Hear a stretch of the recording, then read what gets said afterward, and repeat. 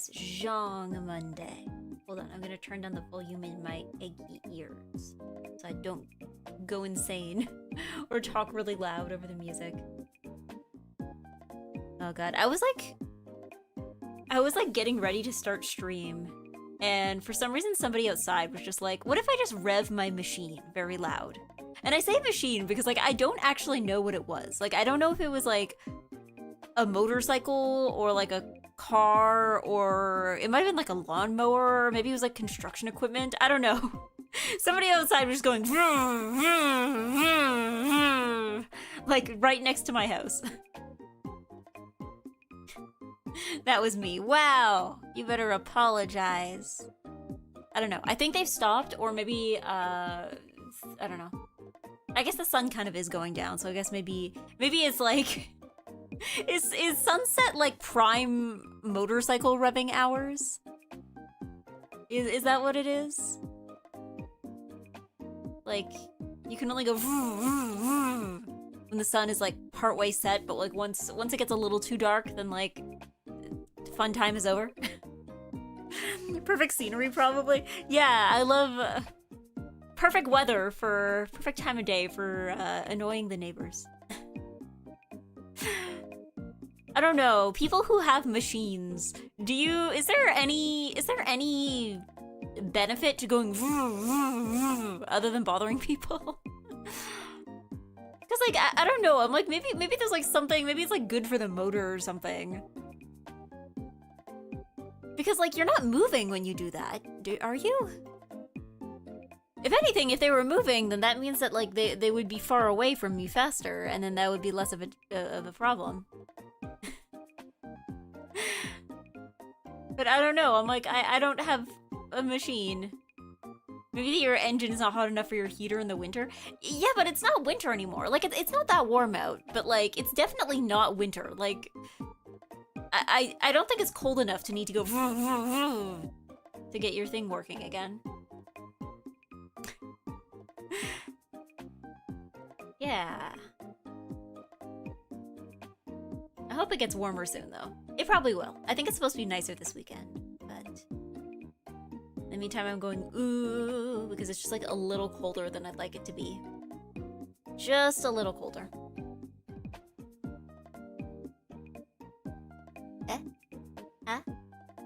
Egg. Hi, Eggy. Hello, Azurshot. I should say hello to everybody. Good evening, Counter Teamer, and good evening, Panis, and good evening, Punk Asian. Thank you, Panis, for blooming again for the 34th month. And I don't know why. I'm sorry. I feel like my tone of voice came off as more judgmental. I am not judging anybody for subscribing for 34 months. It is perfectly okay to subscribe for 34 months. I was informed that I lost the game today, now so have you. Thanks, Desutroya. Good evening, Uphill. And good evening, Mimar. I got gifted a few days ago. Yes, somebody last week during Zelda dropped a bunch of subs. And good evening, I already said Azorjat, and Xpronric and Taishi on YouTube. Hello. Hold on, my face is doing some nonsense as usual. I set it up this week. I was like, okay, I'm gonna make my face not do nonsense, but now it's doing nonsense. Can you believe it? There we go. Okay, no more nonsense. No more nonsense. Mara's fine. Okay. Yes, also good evening, Science McLovin. But, yes. It looks alright? Looks alright? Okay. Okay. I am alive. Eggy, you're too young to be playing the game. It's not... I mean, people carried it for long enough. I'm familiar with it. Like, yeah, it might have started a long time ago, but like... You know, at least I was old enough. I'm both young enough and old enough to be familiar with it, I guess. Like, I probably found out about it, like, long after it was relevant and popular, but like... I'm not that... I am going to be becoming older, like, next week, okay? I am becoming older next week, actually. Unironically, next week. I have to finish Zelda this week. I have no choice. I have to finish it this week, because if I don't finish Zelda this week, then, My birthday is next Wednesday, is what I'm saying. Not this upcoming Wednesday, but the next one. So I'm like, if I can finish Zelda this week, then maybe next week I can do something special. What that will be, oh god, I haven't even thought of it yet, but there will be something. You can turn on voice detection in VTube Studio if you're thinking about the mouth movement. It moves either from camera detection or voice. My concern is less mouth movement. My concern is actually more, like, how does my face look at any given time? Am I making a weird face because the tracking is in the wrong spot kind of thing? Am I looking in the wrong direction? That's more of my concern. More of my concern rather than the actual mouth. Because, like, I don't know, like, my mouth is not, like, super heavily, like, well, it's not, like, super heavily mapped to every possible consonant in the English language, right? Egg, is it weird to track VTuber birthdays in your calendar? I don't think so. There's a lot of VTubers, and they all have birthdays, presumably. I don't think it's any weirder than, like, tracking other, like, you know, friends and family's birthdays. Like, I mean, as long as you think the date is important, I guess. Yeah. Most people I listen to streams when I drive. Yeah. Well, I just figured, I'm like, you guys can hear me talking, and you see me on screen, so, like, I feel like that's enough for you guys to know I'm talking, right? Maybe I would think about it more if I did collabs more often. But even then, I'm like, I'd like to think I would collab with people who sound different enough from me that, like, no one's really gonna be, like, sitting there trying to tell our voices apart. Yeah. Closer to Century Egg Day. Old. I'm gonna be old. Ancient. Not that ancient. I am still... I think I'm actually technically, even after my birthday, I'm old enough that people younger than me will say that I am old, but I don't actually qualify as hag. You cannot call me hag. You're gonna have to wait a little longer for that.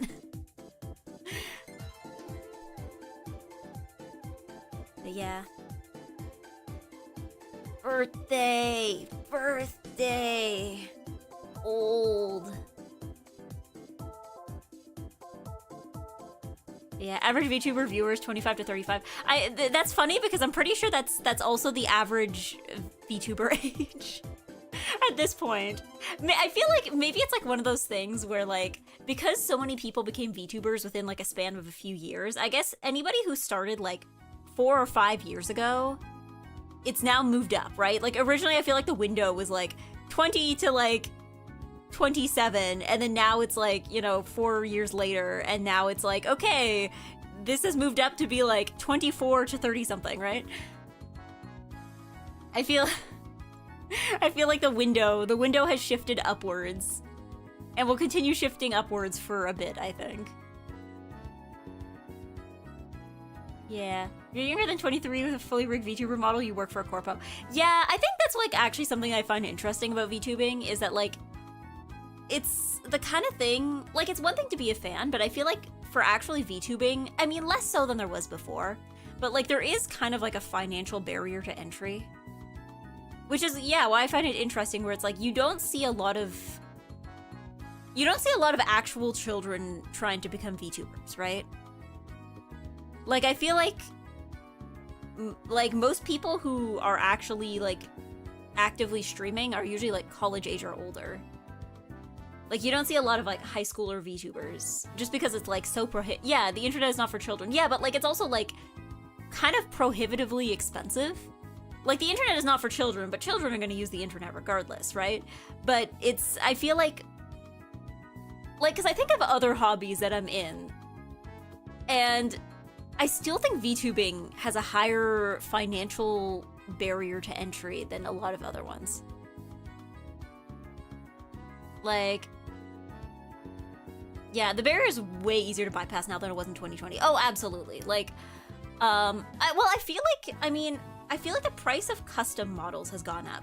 But if you just want to get, like, something usable, like, I feel like you can use, like, you know, the customizable ones are like, I mean, I don't know, is like, because those are like what, like $100, $200, which is like an absolute bargain compared to like, you know, the usual price of a VTuber model nowadays. But I'm also just like, I don't know, do high schoolers still consider that a lot of money? Because like, I remember when I was in high school, I considered anything like over $30 to be too expensive. And even then, $30 was stretching it a little bit. But also, that was even like, even after I got my first part-time job, I still considered that like, I'm like, whoa, this thing is $40? I don't know if I can do that.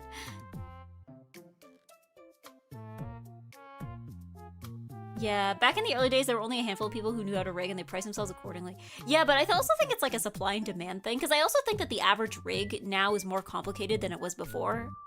So yeah, there's more people who know how to do it, but also what's expected for like a decent rig is now much higher, so it takes longer to do.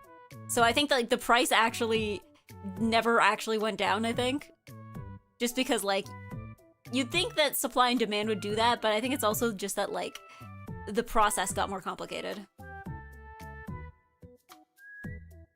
Because like, that's the thing is that like, I mean, maybe if someone's more experienced with live 2D rigging, but like, I feel like most of the advancements in live 2D models don't come from like improvements in the software.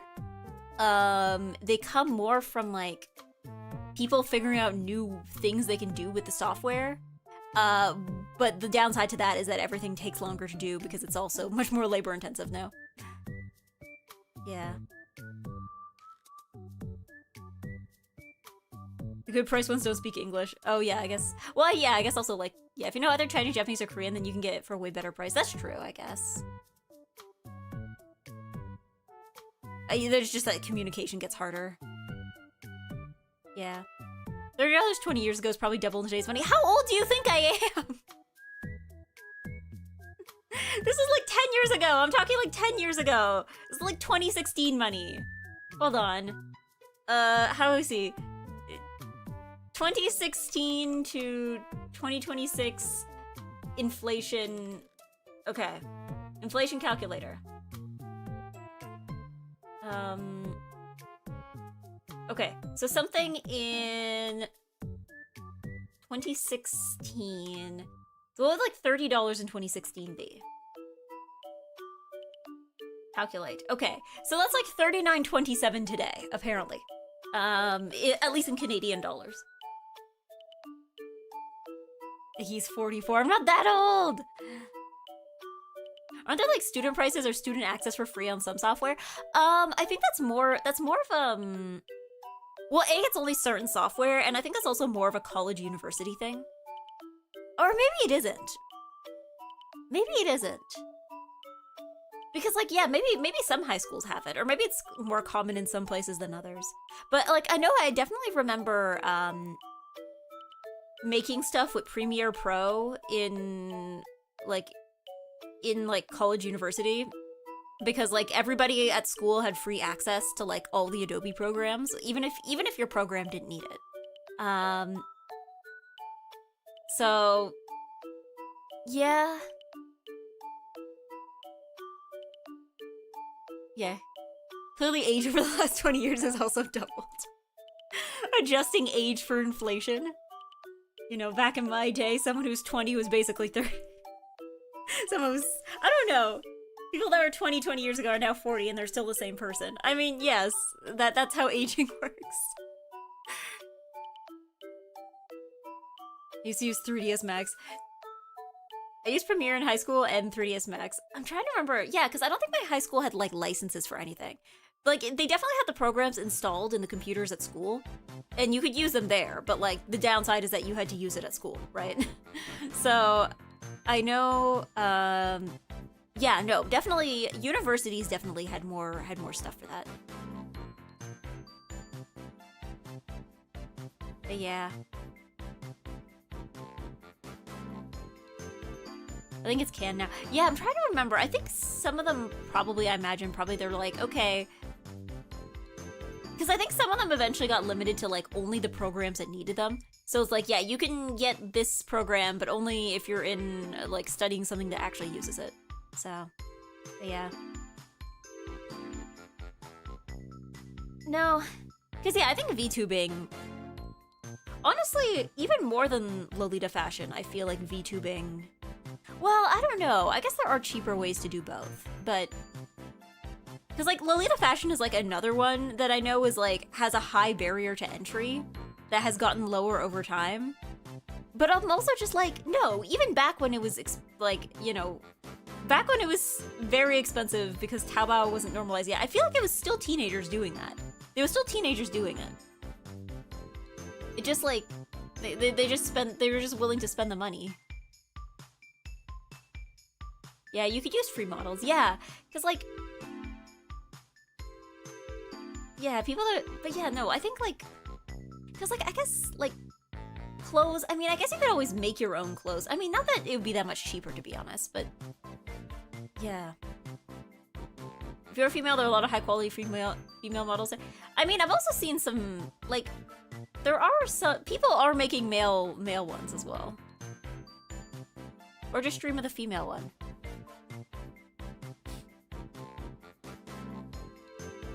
Males, you better get a custom one unless you want to look like a generic man in hoodie. I have some news for you that some people also will get custom models and still be guy in hoodie. Some people choose to be hoodie man on purpose. But, yeah, no, I guess, yeah, VTubing is, I don't know. I guess there are ways to do it if you're like an artist, but like, yeah. I've yet to see a male model that I thought, yeah, I want to VTube with a model like that. I mean, I guess it's one of those things where, like, it's time for, do you guys want to go to, like, the heavy generalization zone? We're going into the heavy generalization zone. I think some of this mostly comes from, like, I feel like when girls are getting models made, right? They're kind of, because, like, in general, again, we're heading into, like, the heavy generalization zone. Women tend to think about fashion more than men do, right? Women tend to think about clothes and fashion and hairstyles and such on a more regular basis than men do, just, like, overall, right? But, so I think that when it comes to, like, being like, okay, what do I want my VTuber model to look like? I think women have more of, like, a wider basis of things to base themselves off of, like, okay, here are, like, here's the kind of clothes I like. You know, if I had the exact kind of body type that I would, you know, if I had an ideal body, if I had an ideal face, this is, like, what I would want to do with it, right? Like, this is the hairstyle I would want to have. This is the kind of clothes that I would want to wear, right? I think that, like, having that kind of basis means that, like, women kind of know what they want, whereas I feel like a lot of guys don't necessarily, so a lot of it becomes very, like, because it's not like there aren't girls who do this, but I feel like I see a lot more with guys where they're like, okay, I want to look like this kind of fictional character, and then they base it off that, but then the downside is that you become that kind of fictional character, right? So, yeah, male fashion feels to communicate too much. But the artist can decide the fit, yeah. Well, it's more like the artist can decide the fit, but, like, you know, again, unless it's like a scenario that's like, you know, like a corpo model where they're just like, okay, here's a general concept we want, just, like, go wild with it. But, like, I feel like for somebody who's getting a custom model made for themselves, unless you're somebody who thinks about fashion and clothing and styling often enough, I feel like a lot of the time you end up with kind of the same things, yeah. Because, like, in order to commission an artist to give you what you want, you have to know what you want, right? So, interesting that clothes feel like they align you with a group that you don't necessarily belong to. I mean, yeah, but the thing is, I think the other thing too is that there's also that element of, like, there are things that will work for people in fiction and not real life, and vice versa, right? Like, I feel like there are things that you can put on a male model, like a male VTuber model, that will not read the same way as they would in real life, right? And of course it's the same the other way around, right? Like, there's a bunch of stuff in real life that looks, like, insanely boring when you put it, like, into, like, a piece of art. So I think that's one of those things where it's like, I guess you have to understand, like, okay, what's gonna work on a 2D model and what's not, you know? Yeah.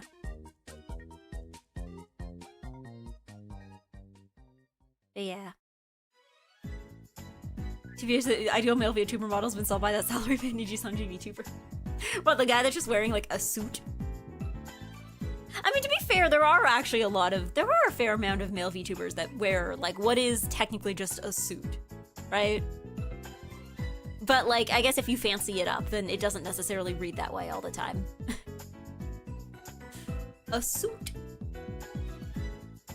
I mean, I guess there's also a lot of others that like have some kind of like formal wear alt, like a second outfit. But yeah, I mean, no, there are definitely people who have a suit, or at least something that is like suit adjacent.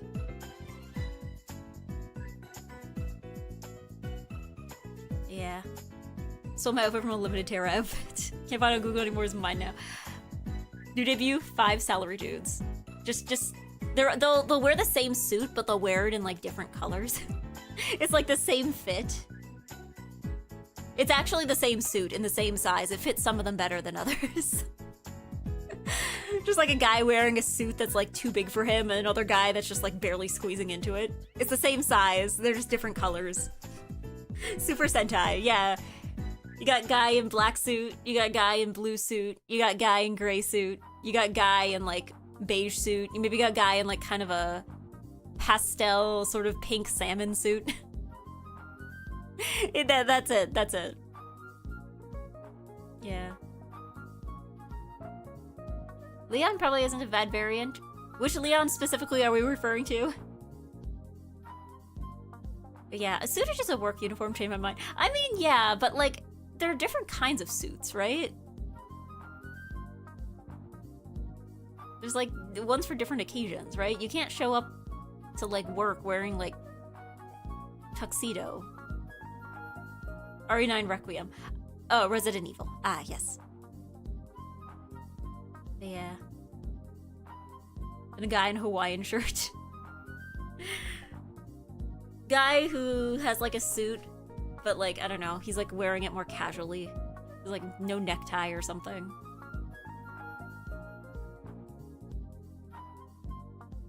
Guy in hoodie being co-opted by slashers in anime culture doesn't help. Yeah, I don't know. I think it's... I mean, hoodie V-Roid happened because, like, hoodie is, like, one of the default outfits for V-Roids, right? If I remember correctly. Like, when...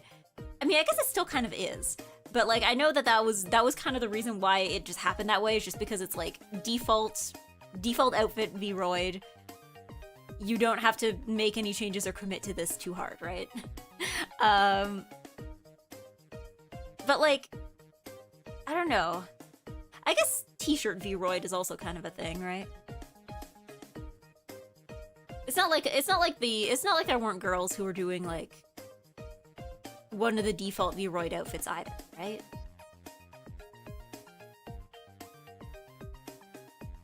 But yeah, I don't know. I'm trying to think of like this guy. I mean, there is a way you can make a hoodie interesting. You just have to commit to making it interesting, right? Yeah, how did you end up with your general design, Egg? I mean, I think what I came up with was mostly because...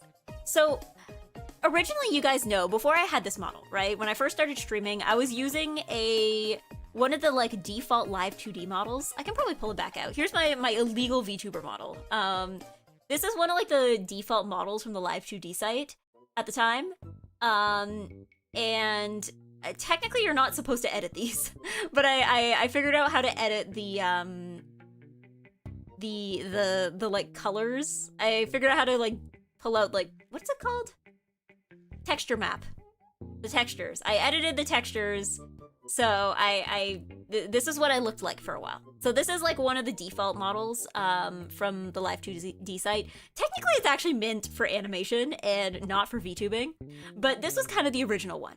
So like, it had the hat. The hat was there. The hat was always there.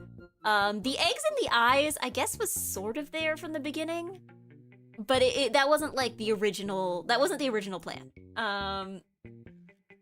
Then you can actually still see the original skirt, like the original uniform is blue. You can still see kind of like the blue lines because I was just coloring this with like the paint bucket tool.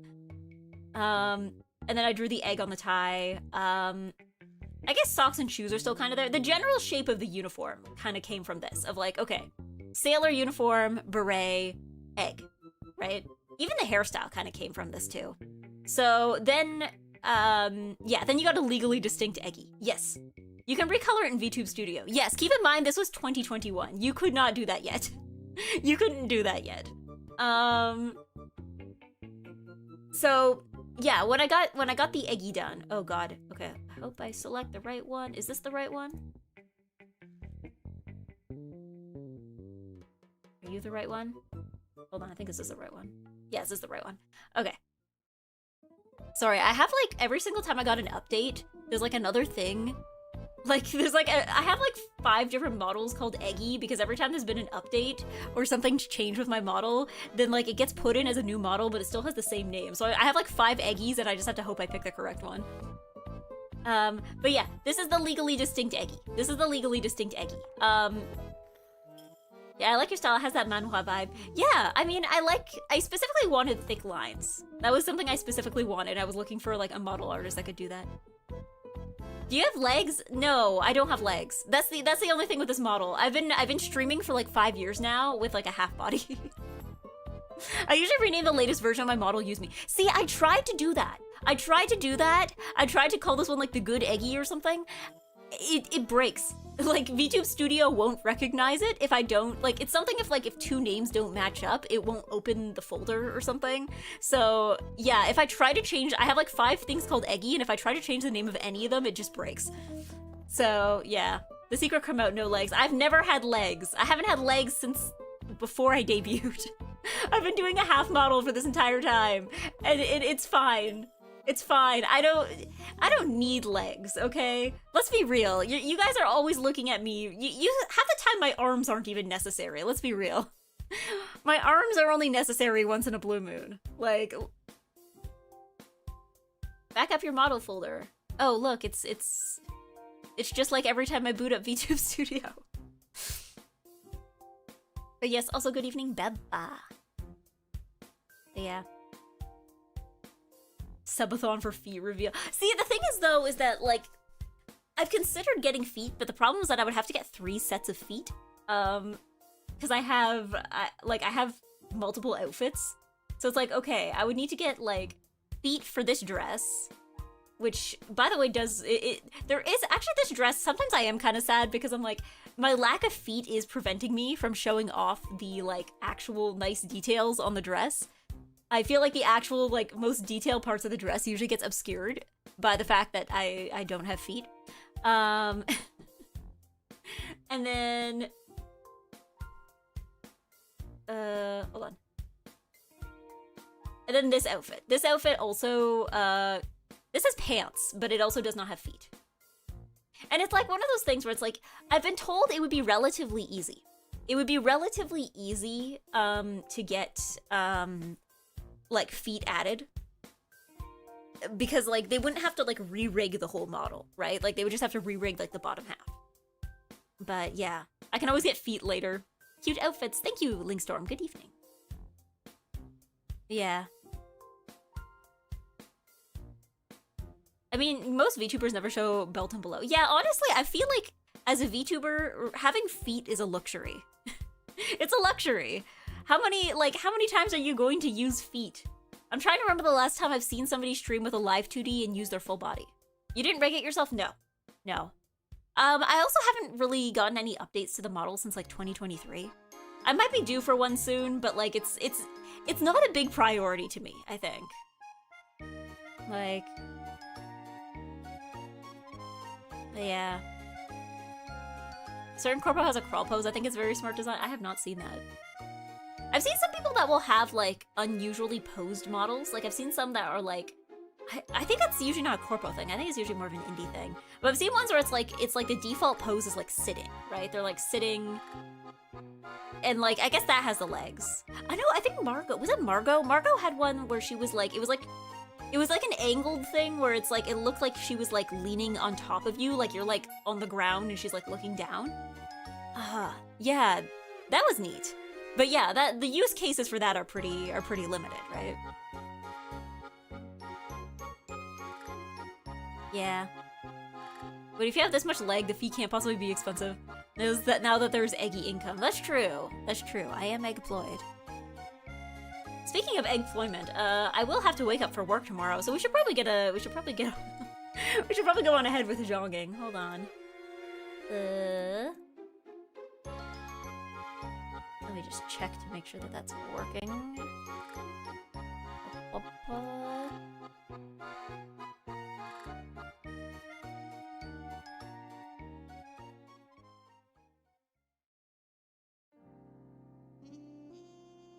Here we go.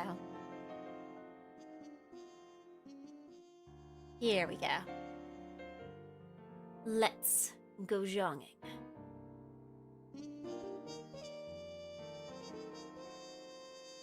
East only. There we go. 99. Okay, fine, you guys, you got the funny number. Congratulations. You got the funny number this week in there. Congratulations. It's not 67420, but you know what? It'll do. It'll do. It'll do. 99672. There we go. You guys got your funny number. Are you happy? Are you satisfied?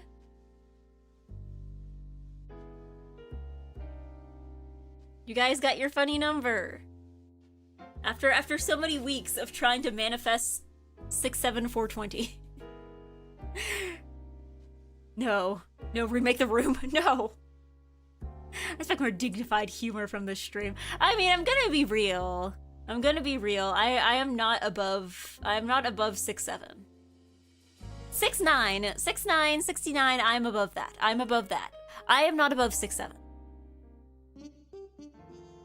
Yes. Would dream about working on stuff I will watch? That is okay. Nobody is above 6'7". Except for the people who are 68 years old.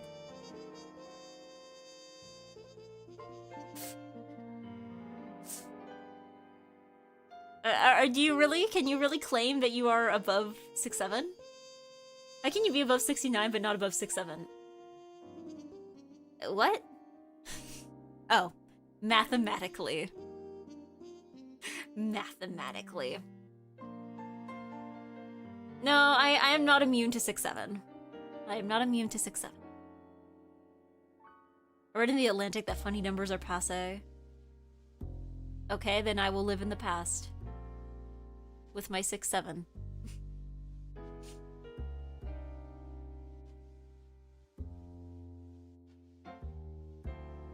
$69, Eggy, 6'7", that's some weird math.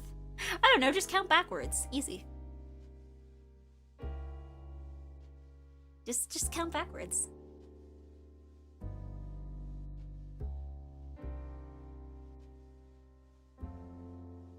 I keep thinking about that one picture. You know how, like, if you use the McDonald's app, when you go through the drive-thru, they ask for your, like, code, and it's like a 4-digit code that's, like, different every time, and somebody got one that was, like, 6769, and they're like, oh my god, I can't believe I have to read this out. I mean, once I was shopping with somebody, and their total was $67.69. That did happen for real. But yeah, this is a joke because I'm getting comedic advice from a stodgy news magazine. Being old.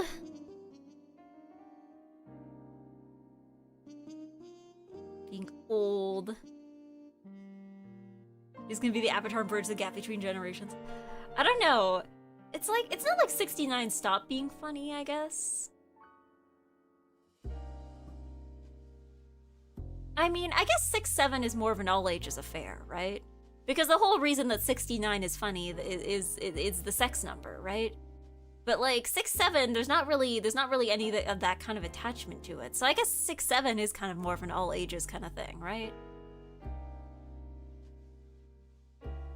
Like, this is a funny number everyone can enjoy. This is a G-rated funny number.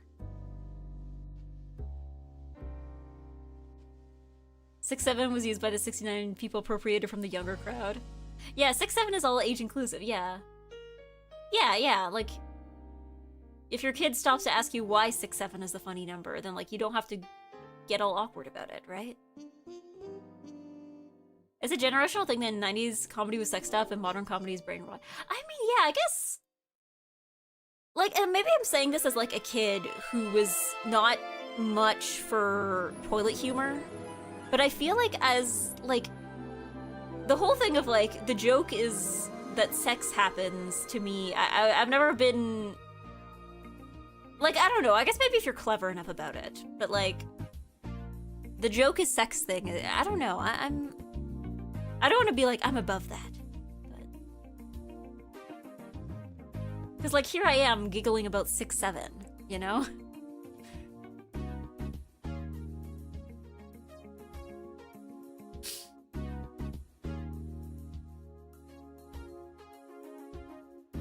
I like the joke is sex quite a bit. I don't know. Because, like, when I was a kid, the whole thing with, like, every kid's thing was, like, the joke is poop. And I'm like, I don't know. I like being clean and polite.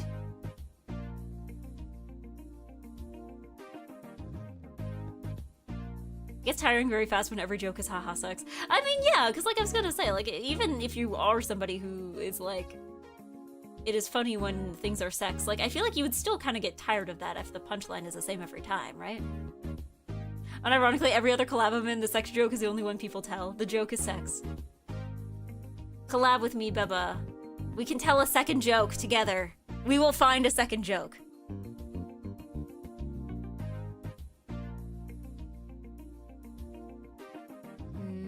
Okay, this is not my smartest playing, but you know what?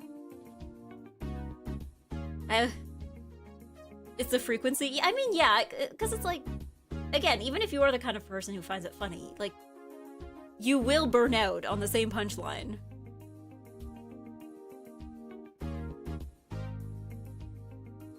I absolutely despise poop as the punchline. I hate how Japan is obsessed with, like, the poop emoji. Yeah, I don't know, it's just like... Joke is poop. Joke is stinky. Something stinky. Joke is toilet. Joke is fart noise. I don't know, it's one of those things where I'm like, if joke is fart noise still doesn't get me. Joke is fart noise is just like, do you think I'm 5? And even when I was 5, I was like, do you think I'm 3? Like... Researching the second joke as we speak. It pains me to say that the second joke is gonna be 6'7". It's unfortunate, but it's gonna be 6'7". That's the second joke!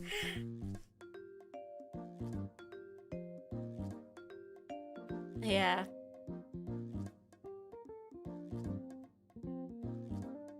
All the thumbnails and the like, she did what innuendo? I don't know, I guess... I mean, I think the thing is, maybe it's a little, like, overexposed on the internet, because I feel like... It makes for easy clicks, I'd assume. Like, it is the kind of, like... I don't like to say base level humor, because that makes me sound like I'm, like... Okay, I was gonna say, this makes me sound like I'm insulting it, as if that hasn't been what I've been doing for, like, the past 5 minutes. But, like, I think that, like... It is something that's, like, appealing on a broad level, so I can see why, like, you know, people... If you are trying to get clicks, it is, like, the easiest way. It's not creative or unique, but it's... There are things that are more difficult.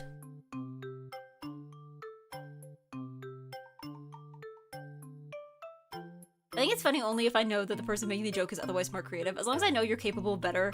I know this was just for dumb laughs. Yeah, I mean, I also think as well, it's not just a matter of... Because here's the thing with clipping for VTubers, right? Is like, it's not just about like what the VTuber says, it's also what the clippers choose to clip, right?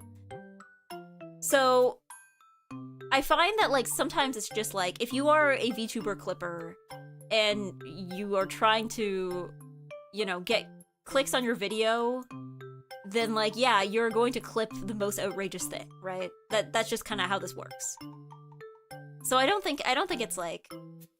I think it's a mix of things. It's not necessarily just that VTubers, because I feel like I've seen a lot of VTubers that kind of get mischaracterized a bit because people seem to clip, like, their most absurd moments, and, like, that becomes the public perception of them, whereas, like, if you watch them for longer, then it's like, no, that's not what they're like. That's not, like, the average stream experience, right? I don't have the patience to sit through another clip that doesn't get to the point.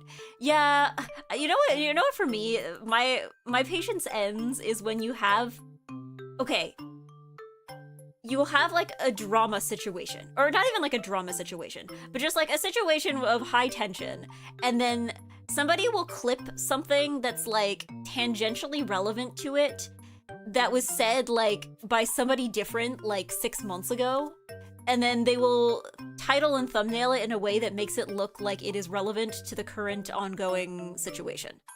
That's the one where I'm like, okay, come on guys. Come on guys.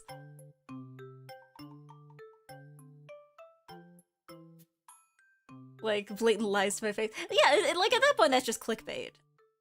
Like...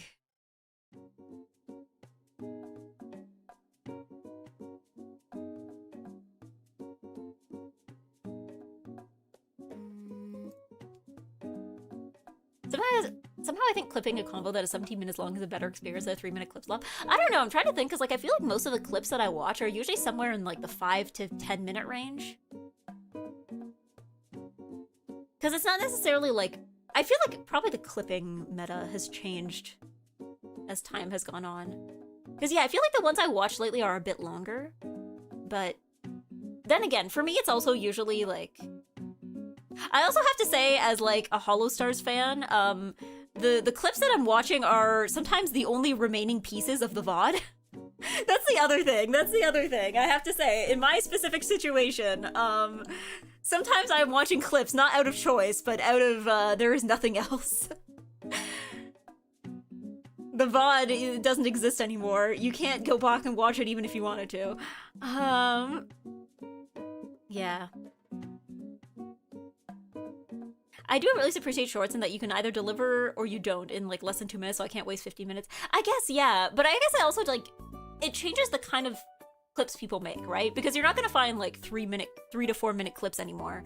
You'll find, like, 1 minute, or you will find 10 minutes. Like, you're either doing short form content or long form, I guess. Oh, clips needs a hook in the first second. Yeah, that's true. I should not speak on this because I am entirely just armchairing it. Because I am also not good at doing clips. All this time watching clips, and it has not made me any better at making them.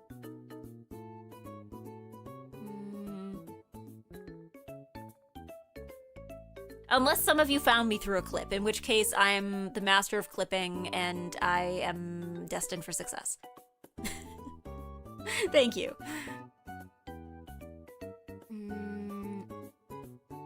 How many clips did you make so far?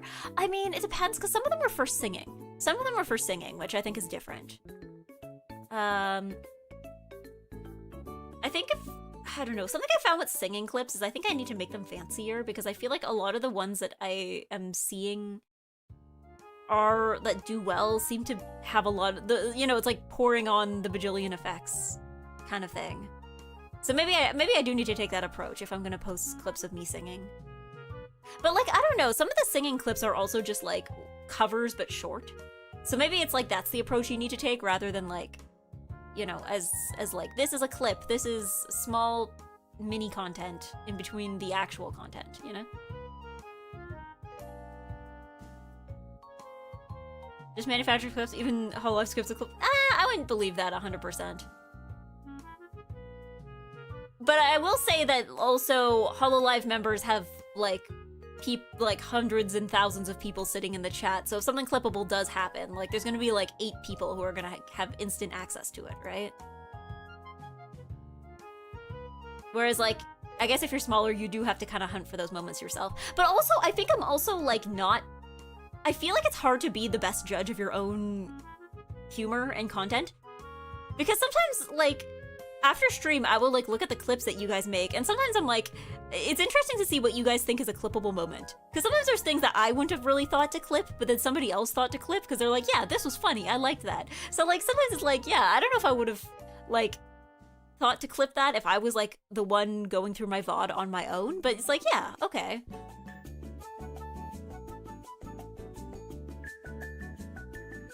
I had 3 weeks of pure Todoroki Hajime dancing shorts once, which was odd but fun.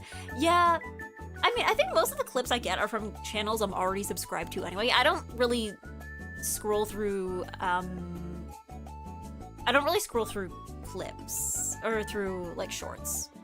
The ones I get are mostly ones that are like, okay, these are channels I'm already subscribed to, or like channels that I am watching anyway, so. Oh, am I stupid? Hold on. I yapped too hard and now my hand is inoperable.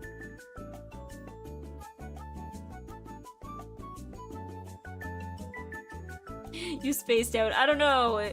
I spaced out. I yapped too hard. This is what happens when you're employed. You get tired.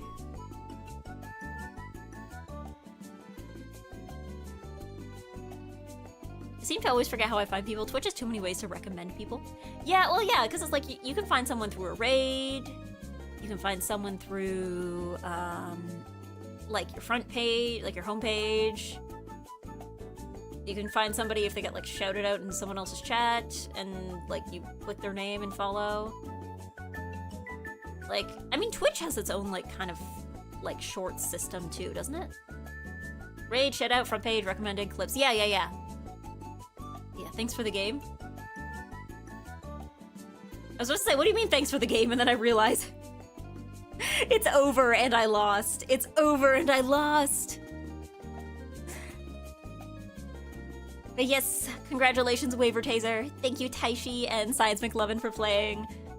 I need to step up my game, evidently. I need to step it up. This was not my finest playing, okay? This is playing of second week of employment, okay? I guarantee you, like, if I would have played last week, I would have been so tired that I would have figured out how to chombo in a game where you inherently cannot chombo. Yeah. Years ago when Girl DM did monthly highlight compilations, I noticed watching a lot of hers that I was watching the same moment in a highlight clip and that it was funny in the edited version but nothing notable live. Then I realized the power of clipping and editing. The skill drop off. The skill drop off. Well, I think also too, like, yeah, making a good clip is different from making a good stream. But, like, yeah, I guess, yeah, editing, I think editing is also sometimes just, like, timing too, right? You can take out all the ums and uhs. I don't know, I do like, there are some things that I think only clips can do that you can't really do live. I like when there's a clip from a collab and they like kind of edit a bunch of perspectives together. Like I've seen this a lot for clips, especially for something like Minecraft or like GTA, where it's like everyone's kind of streaming their own thing, but they're all kind of showing up in each other's streams. So I kind of like when like multiple perspectives get clipped together. That I like. Yeah, multi-perspective kind of thing. Yeah. Sword Art Online Girl. Yeah, there was a collab. There is a collab. I think it's still ongoing. How many non-singing clips did you make so far? I haven't counted. I would estimate about like 10 maybe. For a while last year, I was like clipping pretty consistently. Like I was trying to be like, okay, I want to post this many clips a week, and you know. So yeah, for a while I was doing it pretty consistently, but after a while I'm just like, I feel like I have better things to do.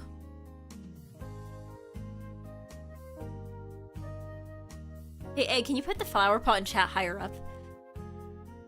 I want to be able to read the YouTube chatters. Okay, hold on. That thing is behind my head. I'm gonna have to find that. Where is it? Flower pot. Here we go.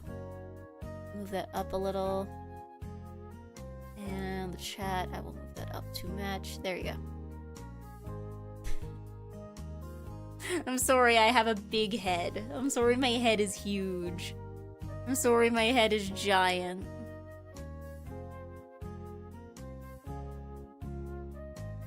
Yeah, clipping consistently is like 1 day per month, perhaps. I don't know. I don't think that making clips takes as long as some people say it does.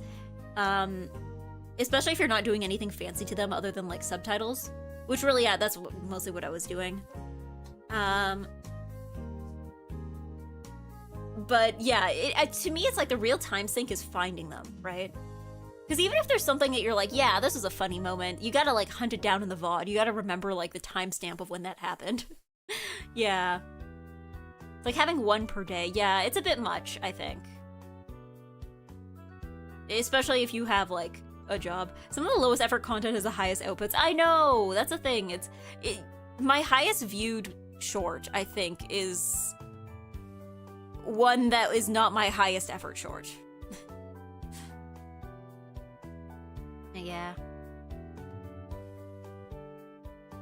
A good video editor can probably go through a VOD at 4 times speed. Yeah, but like, you could put timestamp markers at Stream Deck. Yeah, I know some people have their strategies, but I don't know. For me, it's like I said, I feel like it's easier to evaluate these things after they happen.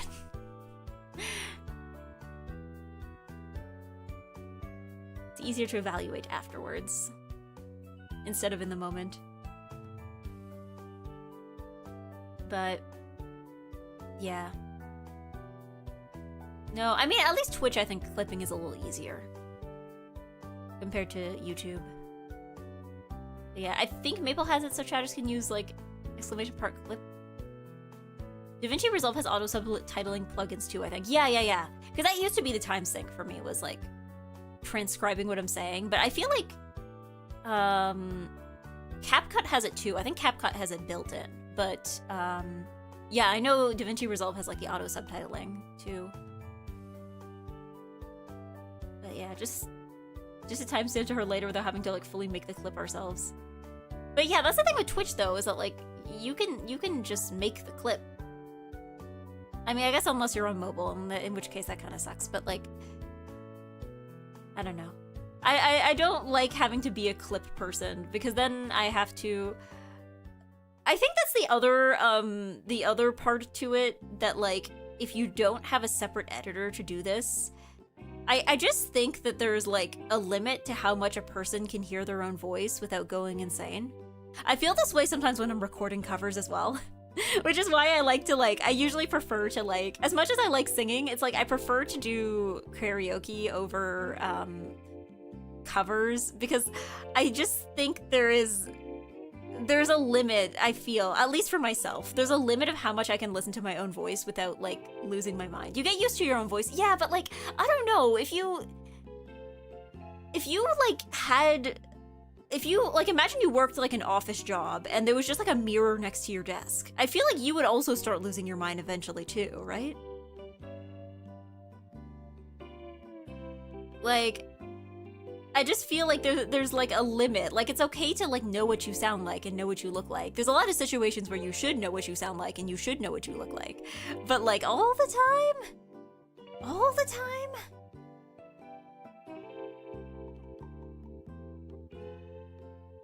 Like, yeah, that's my thing. I'm just like, if I listen to myself too much, because I get this way with mixing, and I also get this way with editing, is like, if I rewatch a clip too much, it stops being funny, and then I start thinking that maybe I shouldn't post this.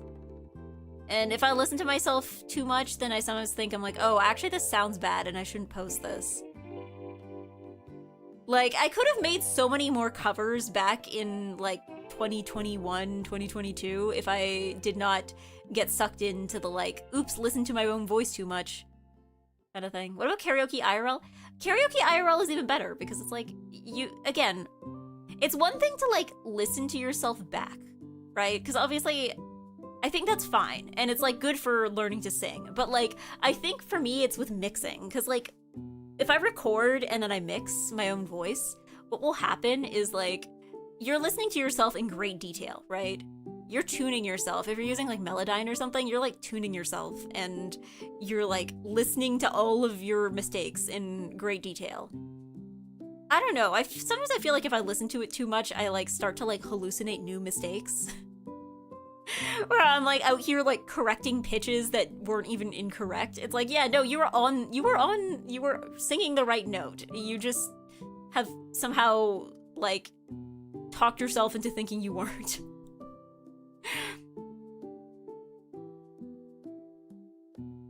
Yeah, it helps to start thinking of it as a science instead of an art once you get tired of playing the same clip back constantly to edit. Yeah.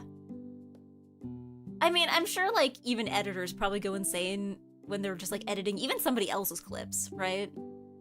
Because it's like, yeah, you are still listening to, like, the same thing over and over and over, right?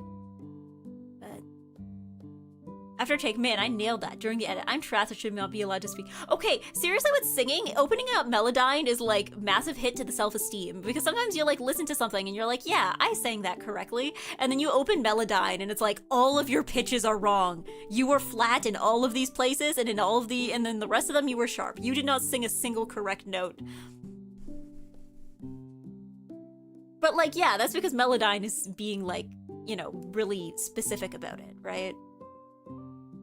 Like, this is just numbers to the program.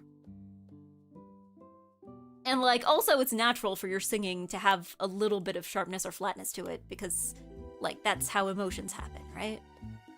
But, yeah. Like, a ton of content creation, editing clips can also kill some of the magic for you. Yeah. I used to, like, be into TikTok in, like, 2020, 2021.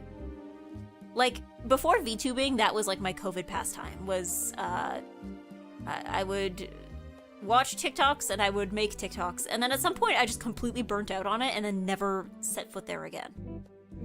And I guess some of it was just that, like, yeah, the frequency at which you need to post is, like, much higher. In order to remain, like, algorithmically relevant is much higher than it is on a lot of other platforms, I think. And I guess YouTube Short is kind of becoming the same way. Because, like, TikTok is known for low-effort content because the amount that you need to put out as, like, the amount you need to put out is, like, so high that the only thing you really can do is low-effort content, right? It's like, why are people just, like, dressing up and doing dances? Because, like, that doesn't take very long and you can, like, bang out a whole bunch of them in a few hours, right? Yeah. Yeah, just fire off a clip and see what happens. I know that's the approach, because you are not, like, I'm not the arbiter of what's funny. Yeah, you cannot do in-between quality stuff. Yeah, that's the thing, is, like, and I also noticed, even, like, in, like, 2020, 2021, I've noticed that, like, the lifespan of the average TikToker was, like, a lot shorter than it was for, like, than it is for, like, YouTubers, right? Because, like, I know that TikTok hasn't been around for as long, but I feel like I've seen a lot more YouTubers who have, like, been posting consistently for, like, 10 years. Whereas, like, I feel like a lot of people on TikTok burn out on it within, like, a year or two. Because it's, like, it's just, like, so much and all the time. And yeah, I can easily see why people burn out on it faster. Because, like, even for myself, despite the fact that, like, my brain has been, like, notably destroyed by Twitter, despite the fact that I spend a lot of time scrolling Twitter, I never went back to TikTok. I don't know, it's just like a form of brain rot that's just not right for me, I guess. Like, I don't know. I guess for me it's, maybe some of it Twitter is the fact that it is just like words and pictures mostly. So like, I don't need to plug in my headphones to watch or to like scroll Twitter, right? Whereas like TikTok, I mean, you can be the worst person on earth and play at full volume on the bus, but like, I'm not going to do that. Yeah. Did see one indie VTuber get to like 400 CCV within a month because she was uploading 2 well-edited TikTok shorts, etc. per day, posting like crazy, went really hard overall with her finger on the pulse of the industry. I mean, I think having your finger on the pulse of the industry is also like a skill within itself, right?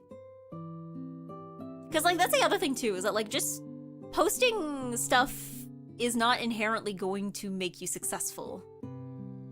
No matter how consistent you are with it, right? And it's not even a matter, I won't even say it's a matter of quality, right? Because like, that's subjective, right? Like what's funny, what's enjoyable, what's interesting, that's very subjective. So I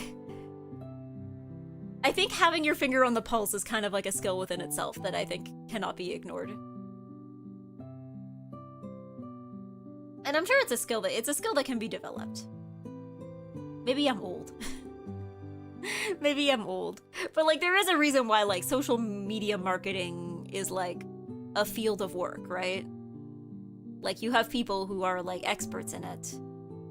and will, you know, make things popular on social media successfully. But yeah. On YouTube, you can go slow. I think YouTube Shorts, yeah, it's a little slower than I think than TikTok. But I think that's also because it's like mixed in with other things, right? Because TikTok, I mean, I think TikTok, like the time limit on a TikTok is longer than it used to be.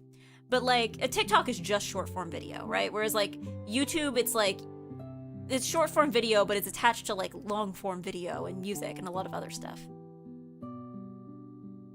Remy just got LinkedIn trapped again. Bro forgot that we don't talk about LinkedIn here.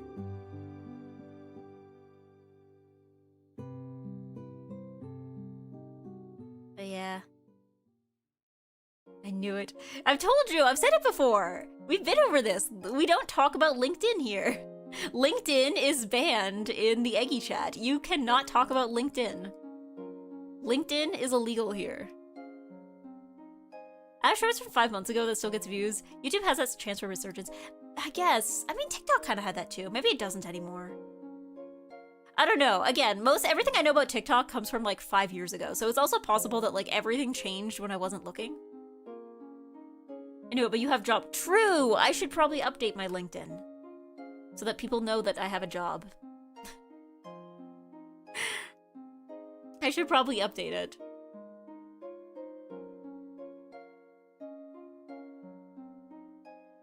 But...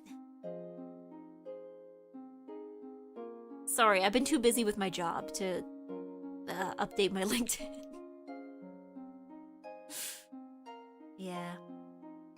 Nothing changed when the Fire Nation attacked. And I got egg-ployed. Oh, I just realized I forgot to pin this on YouTube. Hold on. 99672.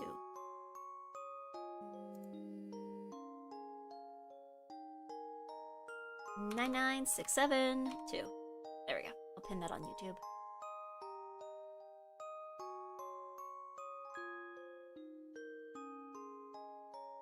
There we go.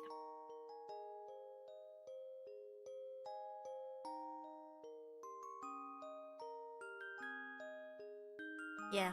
Does saying you're employed change the frequency of people sending you job apps?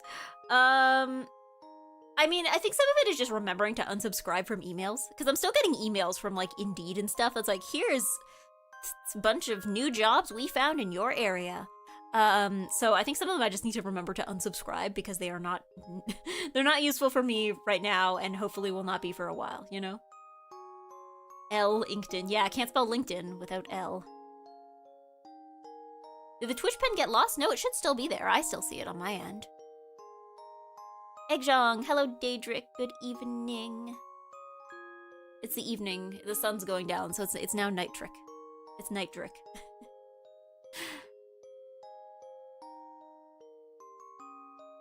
We banned LinkedIn?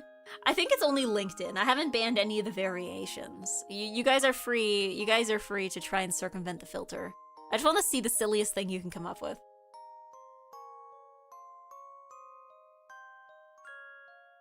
What's the silliest one?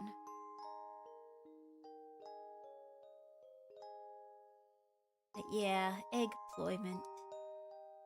I will have money, hopefully.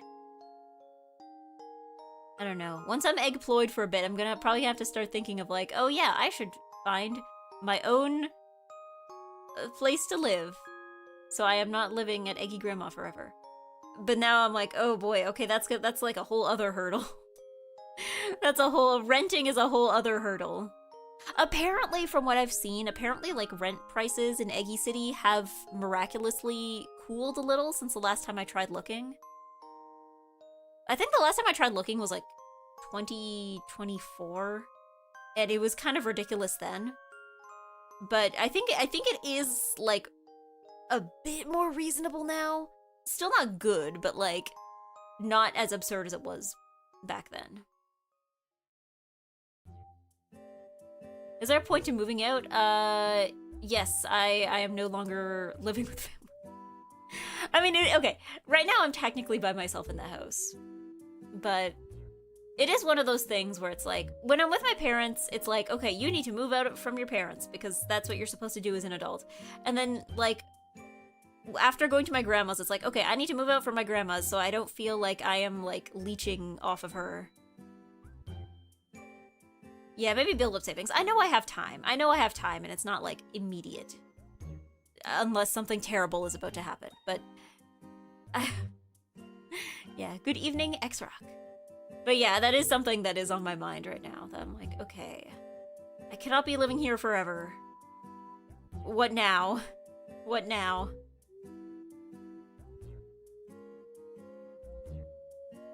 Yeah, you're keeping the house from getting robbed. That's fair. You know what? Yeah, that's probably fair. I don't know who would be here if I wasn't. Yeah. Admittedly, if you can tough it out, the amount of money you can save is ginormous. I mean, again, for me right now, it's not really toughing anything out because, like, again, I am saving immense amounts of money by living here. But for me right now, it's like the emotional weight of like, okay, should I be saving massive amounts of money by living here? You can always pay her rent. See, I tried to arrange this with her, and she didn't. I remember, like, everybody was saying, like, yeah, you should pay her rent. And I was like, I'm willing to pay rent. But then she just, like, wouldn't give me... I'm like, please, tell me a number that you would be willing to charge me. And she never followed up with me about it. So, I would have been willing to do so, but, like... Yeah, place paid off. I mean, my grandparents lived here for, like, 50 years. I sure hope it's paid off. Yeah. Yeah, you just want the freedom and privacy. Yeah. I mean, I think also, too, is, like, being by myself in the house right now is... There's kind of... It's kind of a lot for one person. Like, I wouldn't mind being in an apartment that's, like, intended to have one person living there. I wouldn't mind that. Eggy, moving up prematurely is a trap. Your grandma wants grandkids, I assume. I mean, yes, but also, like... I know I said before that I wasn't that old, but also... I don't know. What is the average age people are moving out from their parents? I don't know what it is anymore. Maybe this is normal. What I'm saying is that I am old enough that I should not still be relying on family. But then again, the economy that we are living in, maybe that changes things.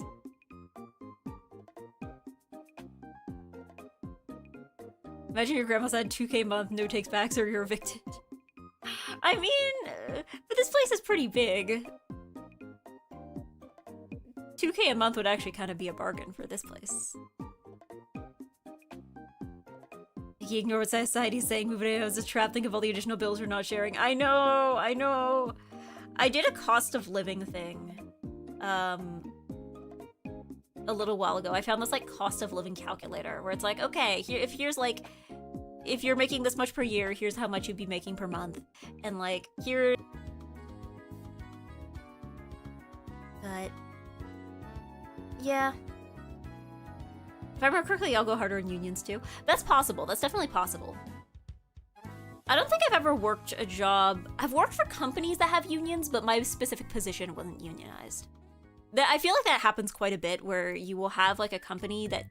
Especially if it's a really big company that does a lot of stuff, you will have, like, some positions that will be unionized and some that won't, because they're like, okay, we need a union for, like, the people who are doing, like... Like, I remember, I think... I worked somewhere once where, like, the office workers weren't unionized, but, like, the people who were doing, like, manual labor were. Which makes sense, I guess. Because, like, there's probably more concerns when it comes to manual labor in terms of, like, safety and job security. I know there was, like, a whole bunch of, like, post-Canada strikes a while back, though. Yeah, I'm very happy to not be in the union, but in some US regions, positions you have to be in the union. I mean, that is kind of the case here for certain positions. Because the problem is that, like, the union only... Unions as a concept can only function if as many people as possible are in them, right? Like, you know, a strike doesn't mean anything unless everybody is striking, right? So I know there are positions like that where it's like, yes, you do have to be in the union because otherwise the union becomes functionally pointless. But yeah. I remember there was some VA drama a while back context saying studios can only hire from within the union, weird agreements like that. Well, okay, I know for like, for acting, I feel like those kind of unions are a completely different kind of ballgame. Like, acting unions, because the other thing too with acting as well is that like, there's a lot more international work, and usually unions only cover like one part of the world, right? Like one country. I remember once somebody being like, could they make a VTuber union? And I'm like, okay, good luck figuring out like the union rules and laws for like, you know, many countries. Good luck with that. Like someone's like, what if a VTuber corpo unionized? And it's like, I don't know, I feel like the average VTuber corpo has like people in like at least 5 different countries. Good luck with that. Good luck with that.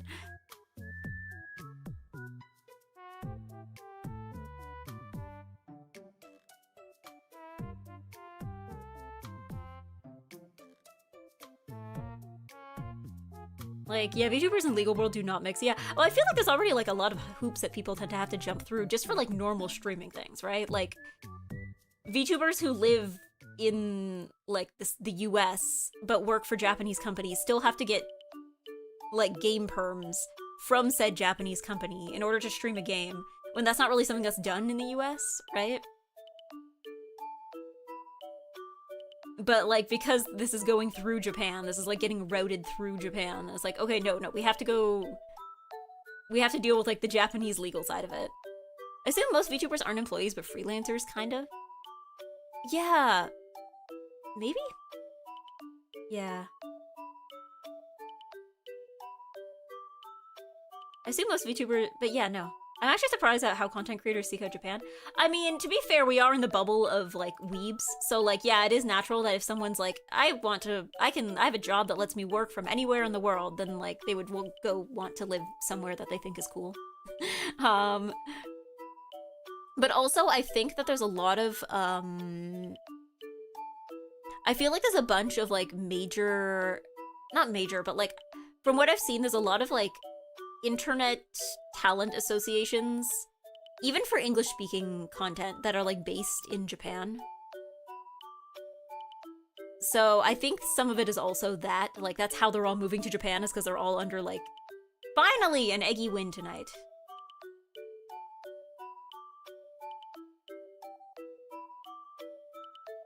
Yeah.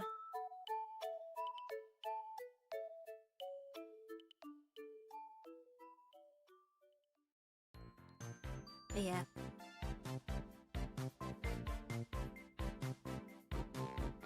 Yeah. Independent contractors, which was partly why so many agency talents are Canadian. I mean, that doesn't explain why so many indies are Canadian, though. Yeah, if they're American, I can understand taking any reason you can find to relocate. Yeah, I mean, that is probably true as well. Also, too, like, if you are... Like, I don't know how the, like, USD to yen shakes out if you are, like, an English VTuber. Because, like, if you are, like, an English-speaking VTuber, I imagine that, like, a solid chunk of your audience is going to be Americans that are giving you, you know, they're paying you in USD.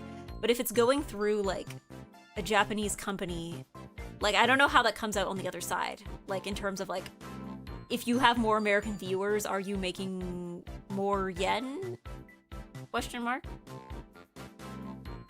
But I have a job with JP companies basically required to get a place in Japan. Even then, definitely not a slam dunk. Wait, you live in Japan, you know? Well, I went as a student, which is like easy mode, kind of. Because there's a lot of things that you don't have to think about as much.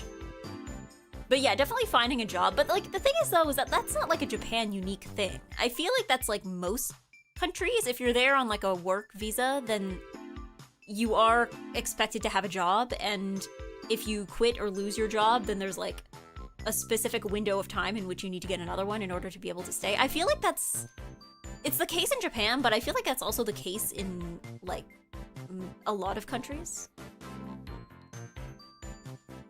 I guess the difference is probably just like how long that window is of like, you know, how long can you stay while being between jobs.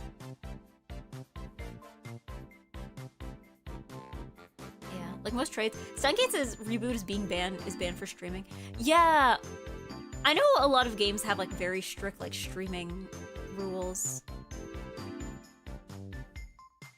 But also, I think with Steins Gate reboot, from what I've heard, the main producer for those games is just insane about people streaming. Like, I remember a few years ago, Rio from Hollow Stars streamed, I can't remember which, it was one of the science adventure games. And he got permission from the company. Like, Cover went through all the legal steps, and the company was like, yes, you may stream our game. So he streamed the game, and then, like, the creator of the game, like, the actual producer of the game, saw that stream and was like, excuse me, you're streaming my game? And, like, reported the stream and got it taken down, despite the fact that his company had, like, given them the go-ahead to stream it. So then they had to, like, issue an apology for that. And then they had to issue a second apology because they spelled his name wrong in the first apology.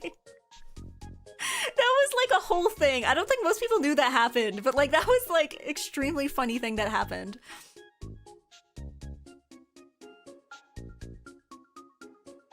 But yeah. No, that was like absolutely.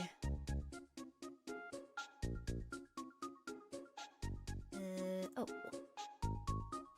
Yeah, I made an oopsie by posting Bustafellow screenshots of Blue Sky and it got taken down with DMC. Oh, is that I didn't realize that was like, is it like things that are like beyond a certain point in the story? Because I know there are some games where you're only allowed to stream up to like a certain point in the story, where they'll be like only the first chapter or like only up to like this point in the game. I think I've actually played a visual novel where they're like, please play only up until this event happens. Trust me, you'll know. You'll know what we're talking about. Don't worry. Yeah. Makes Alice look like a saint when they did the Persona stuff. Oh yeah, wasn't that like a thing? Like you weren't allowed to stream the game, or you were only allowed to stream it up to a certain point until after a certain date. Yeah, those embargoes are for promotion. I'm trying to remember, did 100 Line do something like that? I don't think it did. Maybe it did.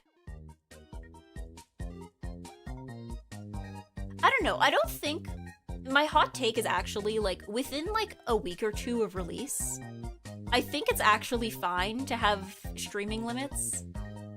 Within, like, you know, the first, you know, no more than a month, you know? I think, like, after, like, a few weeks, people haven't had enough time to, like, you know, actually play the game to, you know, a reasonable point, right? 30 days max. Yeah. After a month, I think it's a little unreasonable. But I feel like it is, that's my hot take. I think it is actually reasonable to have some kind of streaming embargo for, like, the first week or two. Because, like, you know, it is kind of like...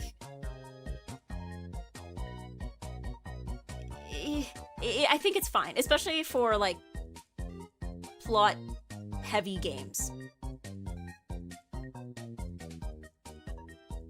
I know, especially, actually, you know what? For visual novels specifically, maybe I'm saying this because I'm a visual novels person, but I think for visual novels specifically, I think it's actually pretty reasonable. Because, like, the entire point of that is the story. Whereas I can see for something like Persona 5, there's, like, other stuff going, right? Yeah.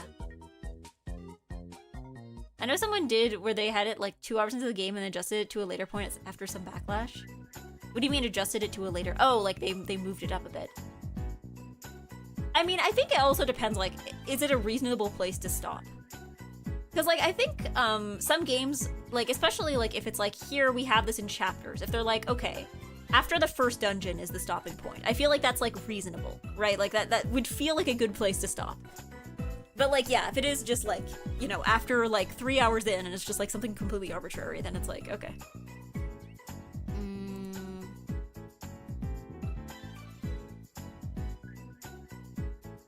Yeah, some publisher. Like, Danganronpa Case 1 would be reasonable. Yeah, that would be reasonable, I think. Because it's like, at the end of the case, that feels like, you know, it's... Even if you were playing on your own, if you were playing in your house, and you're like, okay, we've got to the end of the first case, time to pack it up and go to bed and I'll play more tomorrow, right?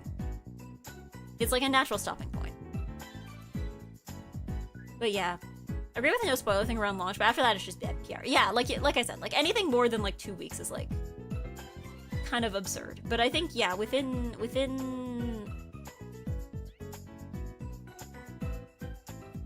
the first, I think, week is fine.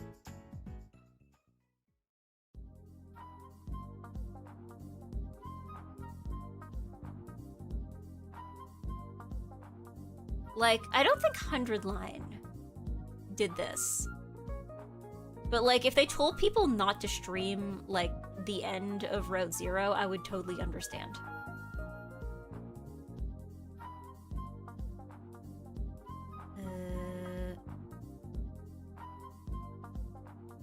Because, like, yeah, by now everybody kind of knows how Route Zero ends. Or at least everybody who's interested. But yeah, for like, I feel like there is something that it probably should have, you know. Yeah, I haven't noticed any publishers doing that past like 2 years. I think, yeah, it is just like, maybe they just saw how mad people got about Persona and then just like, we're like, yeah, we're not gonna do that. Hey, I've been keeping away from spoilers still. I've seen your glasses boy on Twitter. That's the thing, is that like I mean, after a certain point, I think it's fine, right? In the same way that like, I don't think spoiling Mother 3 is a bad thing because the game is like 15 years old now. Or even like, I think, I don't think knowing what Nagito Komaeda is truly like, I don't think that's a spoiler. The game is like 10 years old. Like, yeah, like, I mean, even 100 Line is like a year old now. Like, if you don't know what my glasses boy is doing, then that's on you. That's on you. Ooh, finally. In my opinion, like 2 weeks after launch, you're free to post what you want and it's on me. Yeah. Well, I just think also too with 100 Line, because of the way it's structured, I think it also has like a unique challenge of like, there are like 1 bajillion routes on this thing. It's impossible because everyone's gonna, after Route Zero, right? Because everyone's gonna play the same Route Zero. But then after that, everyone's kind of gonna go in different directions, right? So the idea of like, is it appropriate to post spoilers of a route? Because yeah, maybe you played that route first, but maybe somebody else hasn't yet, right? So I think there is that kind of that element of like, you know, what is... Yeah. I have something. What is it? A question that has nothing to do with Mahjong. I promise you whatever we were talking about before you got here also had nothing to do with Mahjong. I have a rock. Does anybody else like to bring something to show and tell? The eggplant show and tell? Yeah, probably. Undertale and Deltarune had a couple routes and people were fine. Yeah. But the difference is that Undertale Deltarune like had like Deltarune has like 2 and 100 Line has like, well, there's like 100 endings, but like there's maybe like at least, I don't know, 10, 12 routes. Is there a way to summon giant mushrooms in Pikmin Bloom? Yeah, it's you have to leave your house and go outside. I feel like time to time they appear in a map. I wonder if there's a way to make them spawn. There's no way to make mushrooms spawn.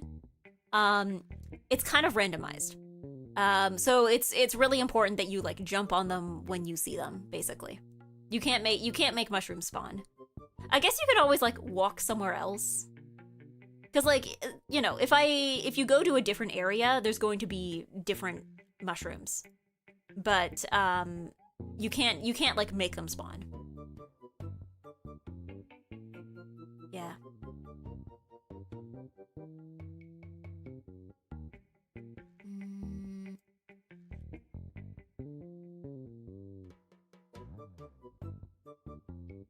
Got the opportunity to play on a table IRL with a Mahjong Pro last week, and speed at which he played was very impressive. Of what? Like deciding which tile to put down? Like the speed of decision making? There's a determined spawn for all the mushrooms. I'm waiting for a giant mushroom on a statue. I'd also say that, like, again, if there's a day without a giant mushroom, you should go for like the kind of pollen and flowers that you need, rather than just going for the big one every time.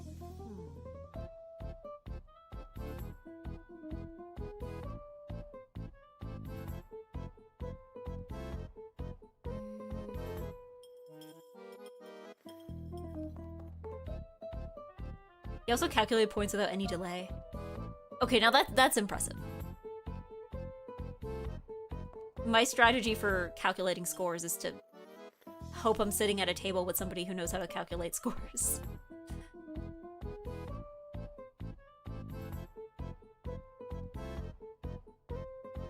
I've called one of my Pikmin Gelato. Say hi to Gelato. Yeah, I don't think I've actually named my Pikmin. I know some people who do. I should probably do that. I don't know what to name them.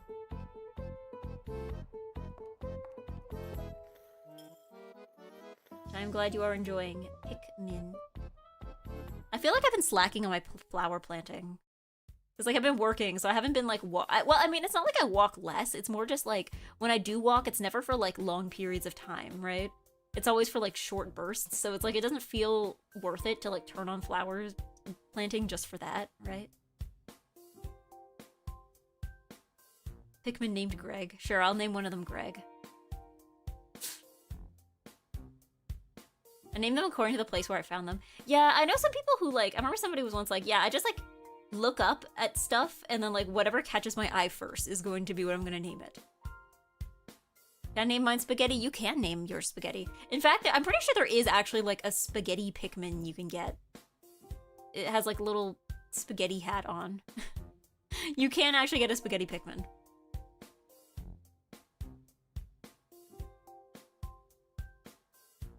The default options dox you too. I mean, to be fair, I don't think anybody else sees the name of your Pikmin. Because, yeah, you're right, the default options are just, like, yellow Pikmin from insert street name here, or insert, like, location name here. But, yeah, again, Pikmin Bloom is, like, pretty good about that, I would say. Like, nobody else has to know what your Pikmin are called except for you. Unless you choose to tell people. It's the same thing with postcards, right? Like, nobody has to know what like, mushrooms are near you unless you choose to send postcards. So, like, yeah, if I trust people to know where I live, then I will send them postcards. But if not, like, I'm not obligated to. Because the postcards they're, like, completely optional.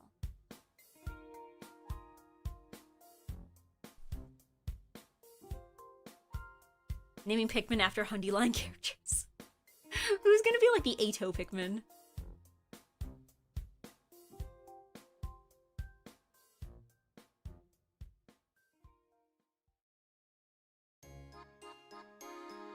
I don't really want to play Bloom. I keep forgetting my Pikmin Bloom phone at home. You have a separate phone for it?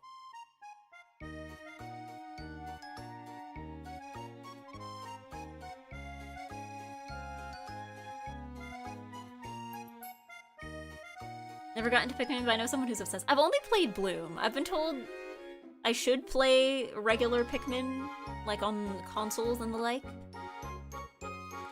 I will get around to it someday. It was the one with screen damage. Ah, okay. But it works for Pikmin Bloom. I feel like most phones work for Pikmin Bloom.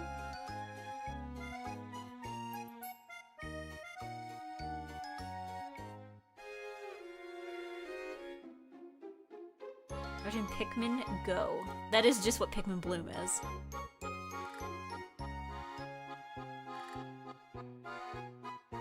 I think Pikmin 4 is pretty beginner friendly. That's for the Switch? Correct?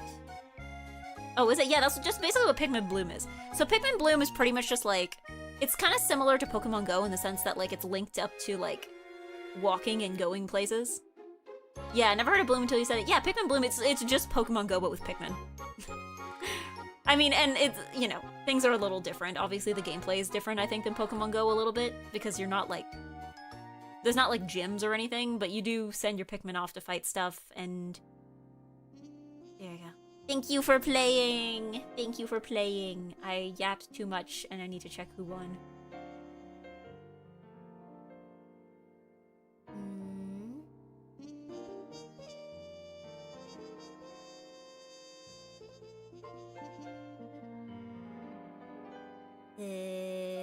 there is a way to check this. I know, you guys told me the other time. Recent 20 matches. Ah, yes, congratulations, X-Rock. And thank you, Ache. And Taishi, thank you for playing. Thank you for playing. Egg, there won't be any morning streams anytime soon, right? Probably not, unless I have... Well, there is a long weekend coming up. I guess it depends what I'm doing for the long weekend. Because, like, obviously I do get statutory holidays off. Because, like, the long weekend is when this month? It is...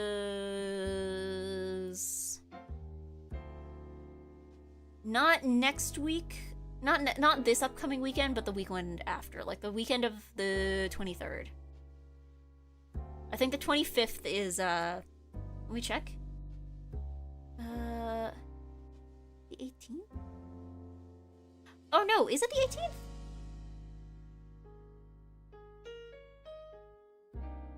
Hold on. I am looking at May, right? Is it this weekend?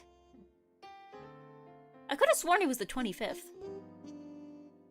Okay, maybe there will be a Monday stream. Maybe there will be a Mahjong Monday. We'll see, we'll see. Eggy, can you please do me a favor and pronounce Dragon Ball Z? Okay.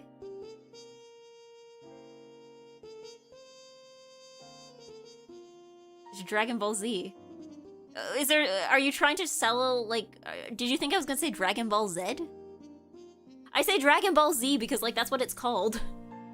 Like, I might say Z in a different context, but I would not say Dragon Ball Z. It's Dragon Ball Z because that's just what it's called. I said Canadian Z doesn't take in proper names. Yeah, you're probably right about that. Because, like, also, like, we still have, like, a fair amount of, like, products and services in Canada that have, like, EZ, but, like, you know, easy, but it's spelled, like, EZ. But we still pronounce it easy. Like an easy bake oven is still, like, EZ, and we don't say an EZ bake oven.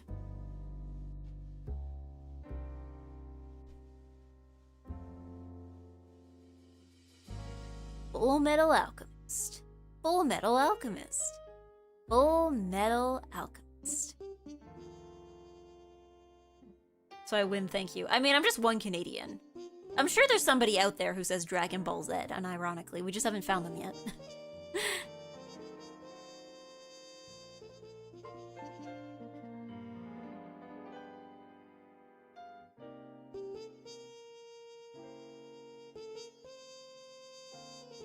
Full Metal Alchemist VAs had the time of their lives voicing those transitions. Full Metal Alchemist.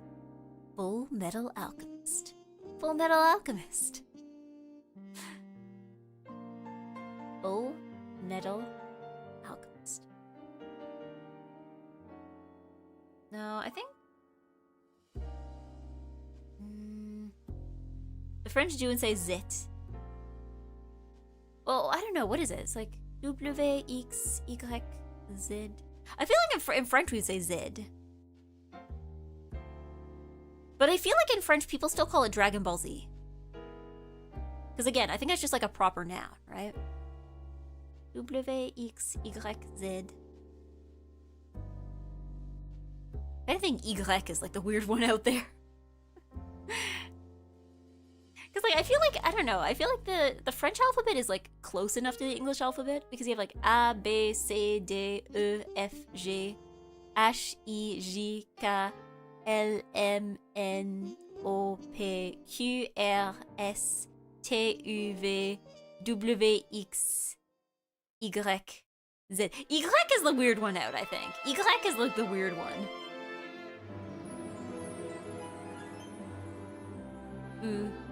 Is TTS dead? Yes. WXY. Yeah, you know how Quebec French just makes English things more French? You think Quebec made a French title for Dragon Ball? I don't... Well, here's the thing, is the only word in Dragon Ball Z that is... I mean, they're not gonna call it, like, Dragon Ballon Z. Because, like, French, dragon in French is dragon. And, actually, no, I don't, you know what? I don't think they would have changed it. I don't think they would have changed it. Because dragon in French is the same thing. It's spelled the same. It's dragon. And then I guess there are still words in French that, like, in French we still say le basketball or like le baseball. Like, the word ball has still made its way into the French language through loanwords. Even in Quebec, I don't think Quebec has like a separate word for like baseball or basketball or anything like that. Yeah, EGGY? Where does that come from? It's called EGGY because it comes from Greek, so EGGY. EGGY là. Boule de dragon. Yeah, like I don't think they would go for that because like you still have like le basketball, le baseball, le football. Okay, poulet frit. Poulet frit Kentucky. I mean, okay, that's fair, but you know, the difference is that like we don't say le fried chicken, to my knowledge. Like,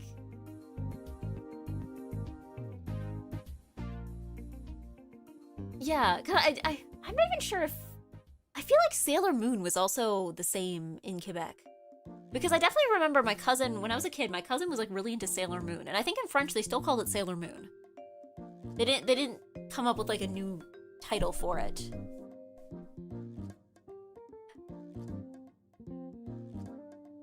Yeah, I think it's hilarious how many modern words just became loanwords instead of natural ones, like Spanish computadora.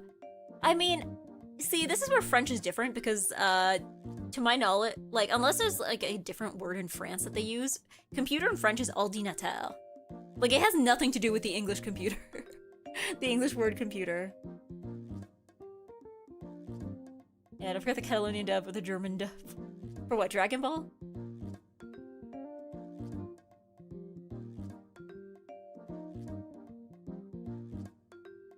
Meanwhile, Bob l'éponge.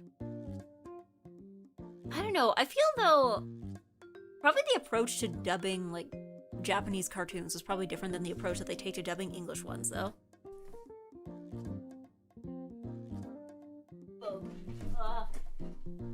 Sorry, I leaned to grab something from the table and I almost fell out of my chair. Ah! Don't you talk badly of Bob l'éponge.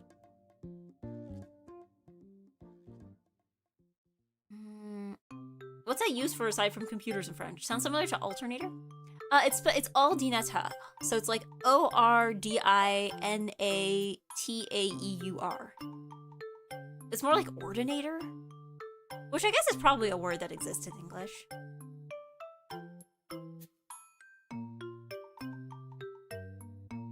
Yeah, ordinateur. Eggy Asuna, hello, Kuo. Yeah, Sailor Loon. But the other thing too, I'm wondering too, because like, I imagine for manga, I can't imagine, for anime it's different, but I feel like for manga, they probably just bring in stuff from France. Because when stuff's written down, I feel like when it comes to like written French, there's not a huge difference between Quebec and French. Aside from maybe some loan words and some slang. But like, you know, it's kind of in the same way that like British English and American English are different, right? So I feel like yeah, it's more important for like stuff with audio.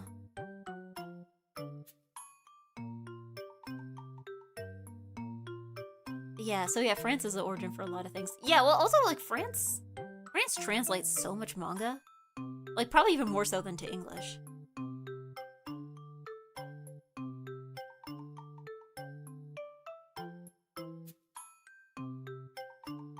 Online etymology claims ordinateur is from like ordering and arranging stuff, like automatic tasks by computers in 1950s France. Yeah, I guess that makes sense.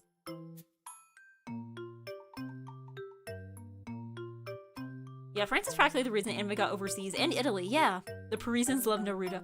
Well, okay, I think it's part of it. Okay, my own personal theory is that part of it is just because, like, Europe has its own market for comics, and I feel like in Europe, I think the kind of comics that were made there was a bit more of a variety in terms of like genre and demographic. Whereas I feel like in the States, comics kind of got relegated to like it's either comedy or superhero, right?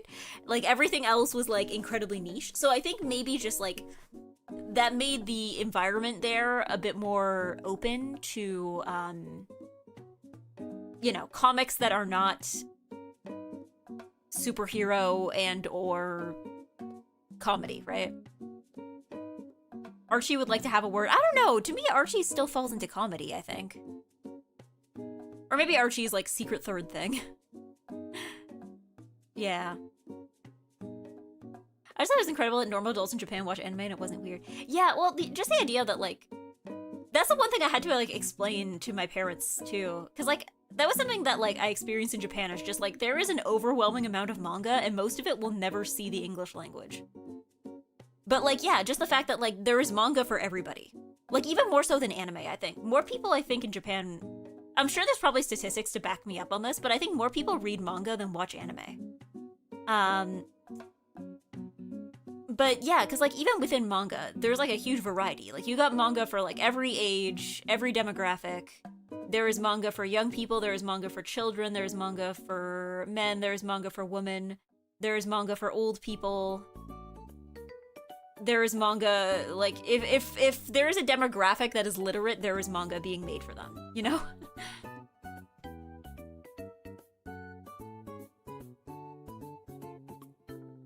Yeah. None of them will see them because by the time it reaches here, all manga sites will be burned down by copyright. It's not necessarily that, but it's also just like... I guess because the thing about manga is that, like, compared to other forms of, I guess, media, it's not that expensive to produce, right? Like, it's not quite as cheap as maybe, like, a book, but, like, manga is printed on, like, cheaper paper, and it is printed in black and white, right? So I would say that, like, I guess if you're trying to, like, launch a new idea, it's definitely one of the less expensive ways to go about it, right? So I think maybe, like, the fact that, I guess, Western comics insist on being in color maybe hampers it a little because then it gets more expensive to produce, but I think that definitely is one reason why. But I think it's more just, like, there are demographics of people in Japan that are reading manga that would just not read manga if they were born and living somewhere else, right?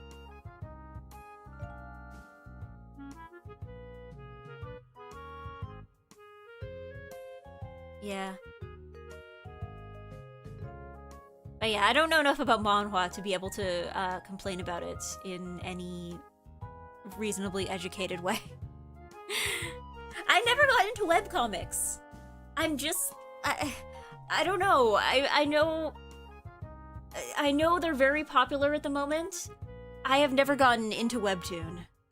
It's just not for me. I appreciate the idea of webtoon, but I don't know. I just have yet to find any reason to actually sit down and read a webtoon.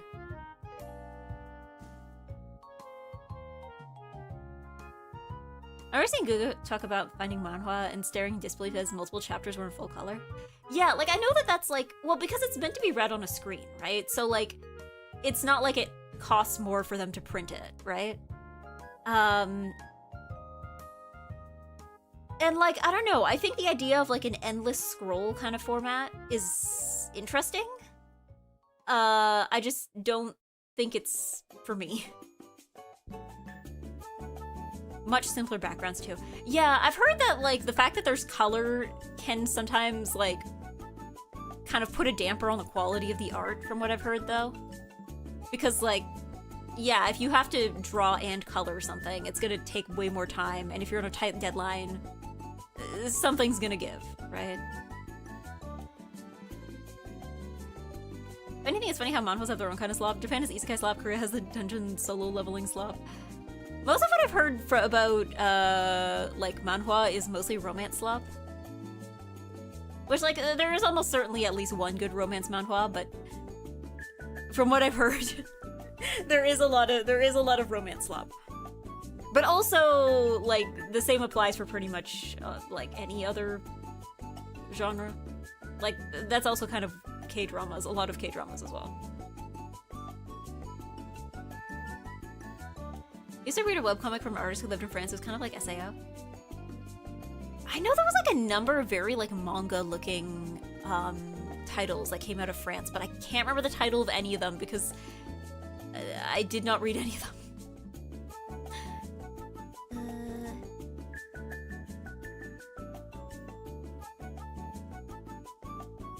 Iggy, I want you to win this hand. I'm sorry. I'm sorry. There we go. It's still possible. It's still possible. There's still time.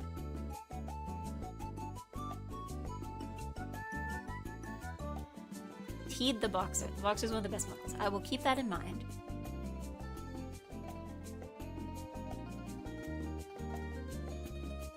And go.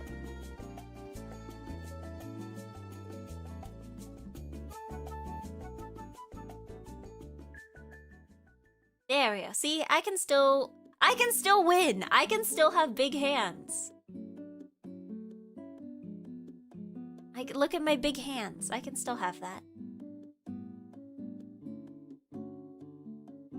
Yeah.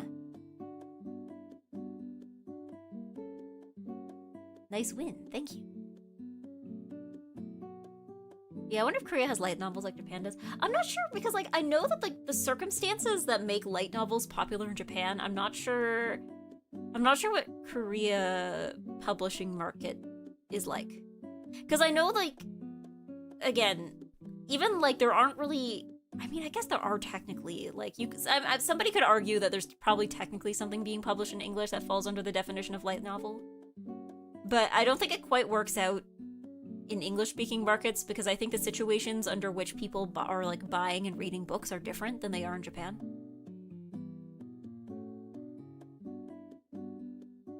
Because, like, I think one thing that I think is kind of under-discussed is just even accounting for, like, differences in, like, average income and, like, cost of living. Manga in Japan is, like, really, really, really cheap compared to here. Which is, like, understandable because, like, you know, it costs money to, like, translate and market a manga in a different language, right? But, like, it really is, it is just substantially cheaper in Japanese. And that's also why so much more of it gets made. And also light novels, too. You're an artist, you'll love Akane. I have not read a manga in ages. I had fun reading some light novels. Yeah, I don't know if I've read a light novel. Maybe. Yeah, actually, no, maybe not.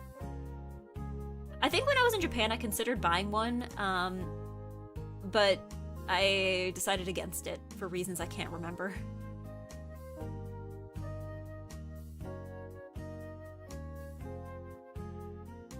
Oh, wait, hold on. I can do whatever I want. I have the tiles for it. Okay. Last novel I read was probably that Yuri Isekai thing. What was the name again? That's like 5 different things.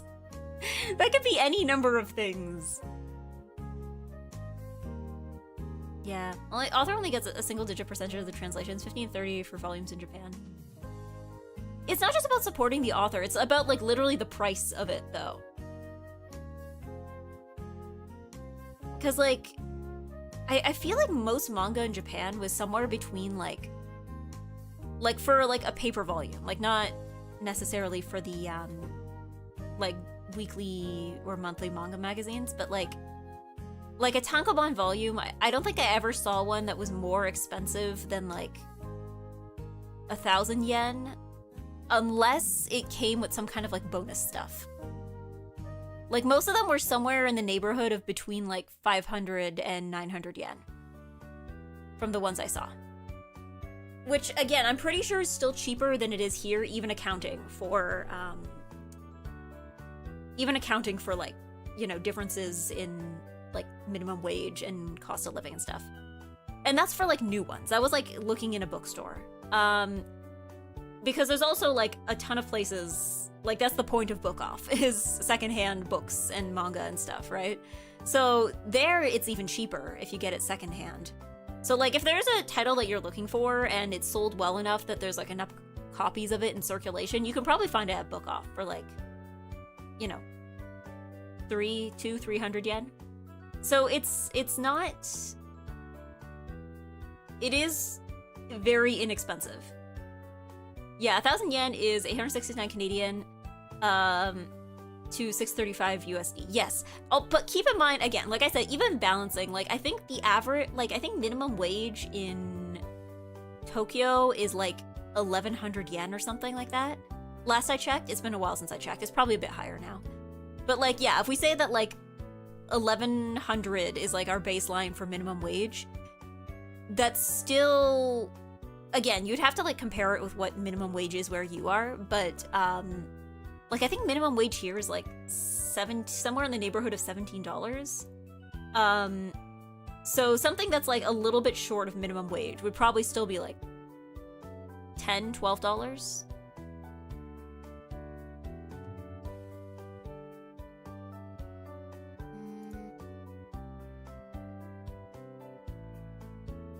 Is that high now?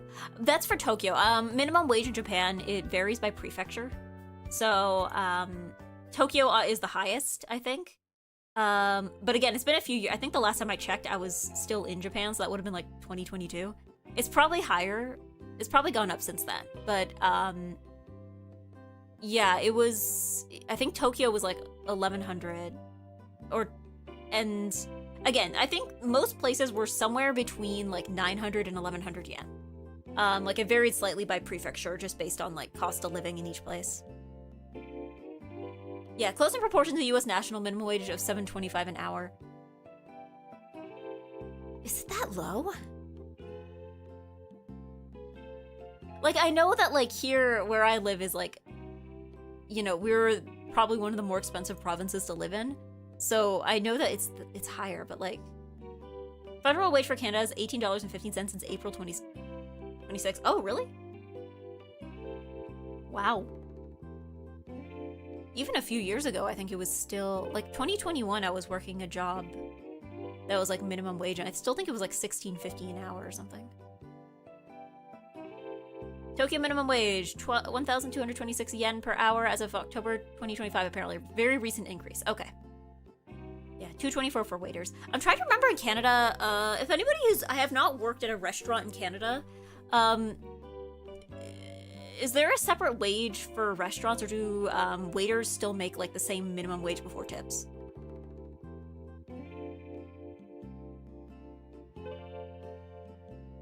Do you also, yes, we do tip in Canada. I don't know if we do the same nonsense of like paying your server like, you know, $2 an hour and then expecting tips to make up the rest.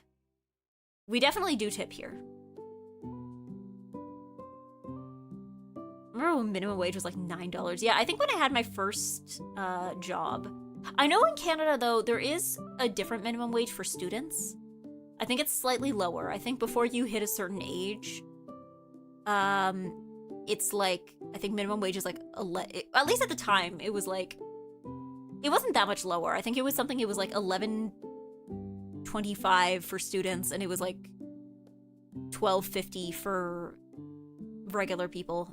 But again, this was like over a decade ago at this point, I think. Yeah. I don't think we do the tip wage thing, but I don't work in food service. That's the thing, is like, I have never worked, like, and I think it's only waiters, because when I worked in coffee for a bit, we still made tips, but we also made minimum wage. Like, we weren't like reliant on tips for that. But also I know that like barista works a little differently. I also made tips when I worked in hair salon, but hair salon was, that was also like minimum wage. It wasn't like an entirely tipped. I have made tips, it's just that like I haven't worked a job that was like reliant on it.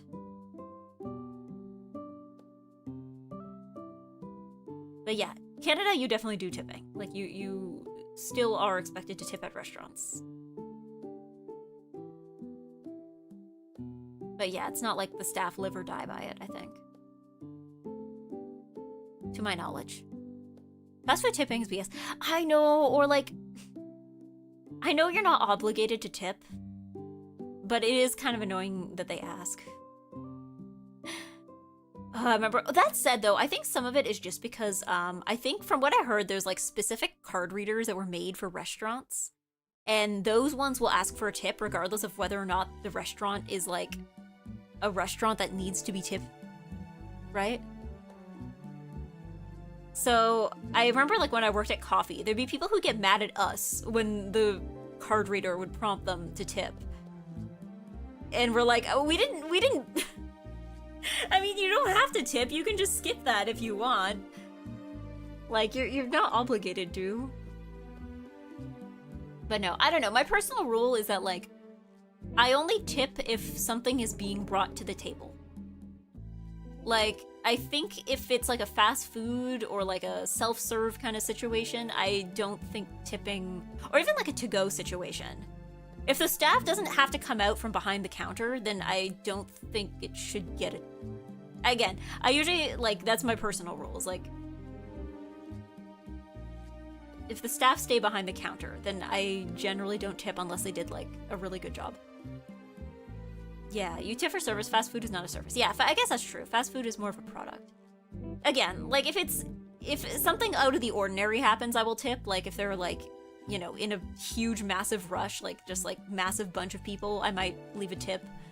Or, like, again, if they do a spectacular job, I might leave a tip. But I don't know. Other than that, I don't think it should be expected to leave a tip for, like, something that's just doing the thing that they're already being paid to do, I guess.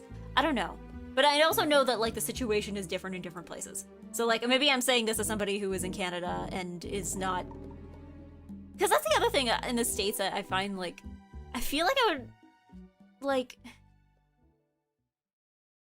I find that, like, the idea of, like, oh, yeah, they're entirely reliant on tips. It's like, cool, now you are, like, a terrible person if you don't tip. And I'm like, bad system. Yeah. Anything to up those profit margins? I don't know. The other day I ate somewhere that had, like, a really weird system. They had a really weird system. I don't know if I'm... Like, as much as I don't like tipping, I don't think I'm comfortable with this either. Because it was... Okay, so there was, like, a restaurant. It was, like, a sit-down restaurant. However, there was a 10% service charge if you... Because they also did to-go. So if you, like, sat down for a meal, there was, like, an automatic 10% service charge. So it's like, okay, I guess that's basically your tip. It's basically a 10% tip. Because, yeah, the machine didn't prompt me. When I went to pay, the machine didn't prompt me to tip. But, so it's like a 10% service charge. Also, if you eat in and you want to take your food to go, like if you eat in and like you're like, oh, this is too much food, can I get a to-go box? They will charge you for the to-go box. They're like, yeah, this is the plastic wastage fee. And I'm like, I don't like that. Because I'm like, at least when there's tips, I know that the server is getting the tip because that's how that's supposed to work, and there is probably legal ramifications if restaurants try to take their tips. But like when they call it like a service charge, I'm like, is the guy who is serving me even going to like get the money? Like, I don't think that 10% is gonna go to him. Yeah. I guess hidden fees eating. The worst part is that like the prices on the menu weren't even that much cheaper. Like, I would probably be like, okay, that's reasonable if it was cheaper, but it was like, no, they were the same prices as everywhere else. They just decided to charge for a bunch of random stuff. Yeah. US often has 15% required gratuity for parties of 6+. Okay, I can kind of understand that, I guess. Because, like, especially if it's a small place, right? If you have a big group, then it's like, okay, your group is taking up the entire restaurant. Are you kidding me? I can kind of see that.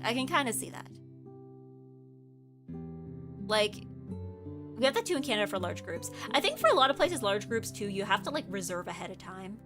Like, if your group is bigger than a certain size, they will probably not take you unless the restaurant's like completely empty. Especially if it's like a weekend or like a Friday night or something. Yeah, common for Sunday sit-downs and the church crowd. Yeah, because, like, if you're coming in with, like, 20 people, if they're not equipped to handle that, then, like...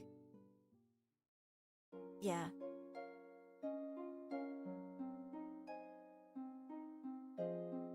But then again, I've also seen places, this is interesting actually, I ran into this recently. I've seen other places, that will actually take reservations only for days that are not busy. But I think for me, I think for that, it's more of like a food quality thing. Because I remember there was one place I was trying to book a while back, and I was like, why do they only seem to have, like, spots open on, like, you know, the Tuesday at 3 p.m. or something, right? And then I called, and they were like, oh yeah, actually we only do reservations for weekdays.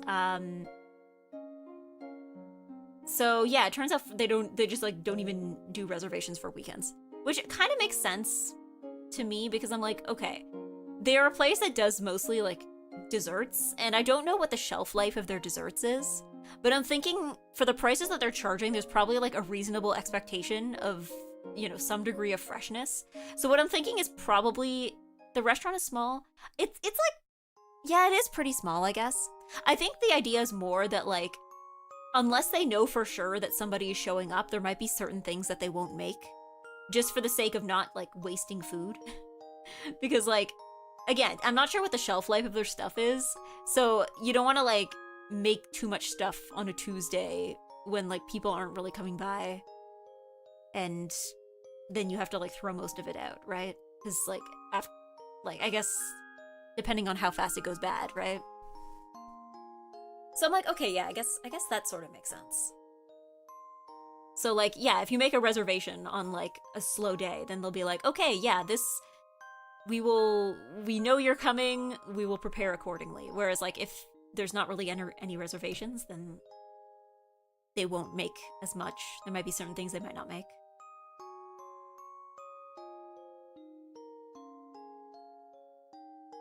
Yippee! This is my game. This is my game. 1 bajillion points for Eggy. 1 bajillion points for Eggy. Yippee! Yahoo! 1 bajillion. Nice round number, yes. Rest in peace, Mechlam. Thank you, Yellowash and Science McLovin. Thank you for playing. I think this next one will be the last one because I managed to go to bed at a reasonable time last night, and I aim to do so again tonight. So let's do one more. Let's do one more. This will be the last one for tonight, I think. Like I said, it's a quick Mahjong Monday. I need to be sleeping at a decent hour. Making it for a week of 5 to 6 hours of sleep. Honestly, yeah, me too. I don't know. I'm not gonna lie, I've been having like, I don't know, I wouldn't say it's a rough week because I feel good when I'm at work and I feel good when I'm streaming, but it's like absolutely awful, terrible every other time of day. Like, it's been, I know it's temporary. I know that it's like, this is just like a side effect of going from like, you know, unemployment, do whatever you want to like strict schedule. I know that this is just a side effect of that, but it is not pleasant. It is not pleasant to experience.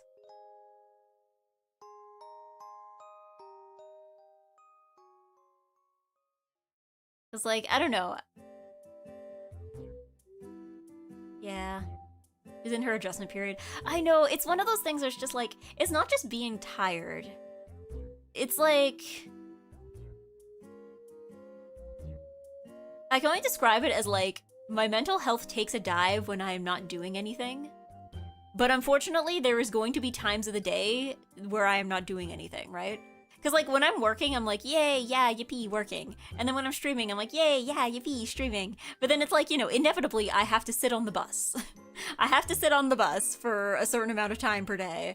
And I have to, you know, there will be... Do you get to work from home? Not for my position, no. I mean, again, I imagine if I worked there long enough, they maybe would let me, because I know there are people in my workplace that do work remotely.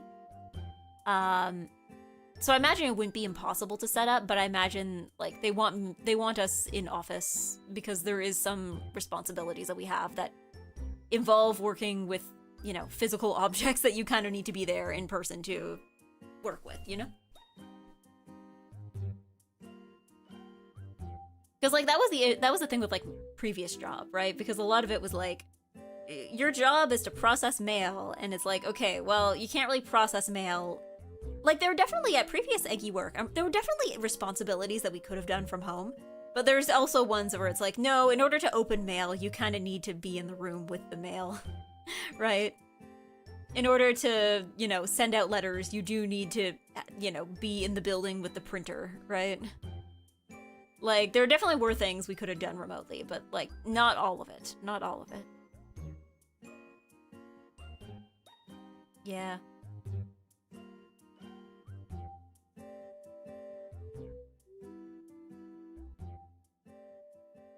Hate to be the guy, but working and having a purpose is really good mentally. Again, like I said, like, when I'm working, it feels good.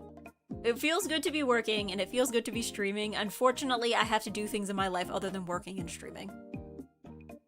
Like, yeah.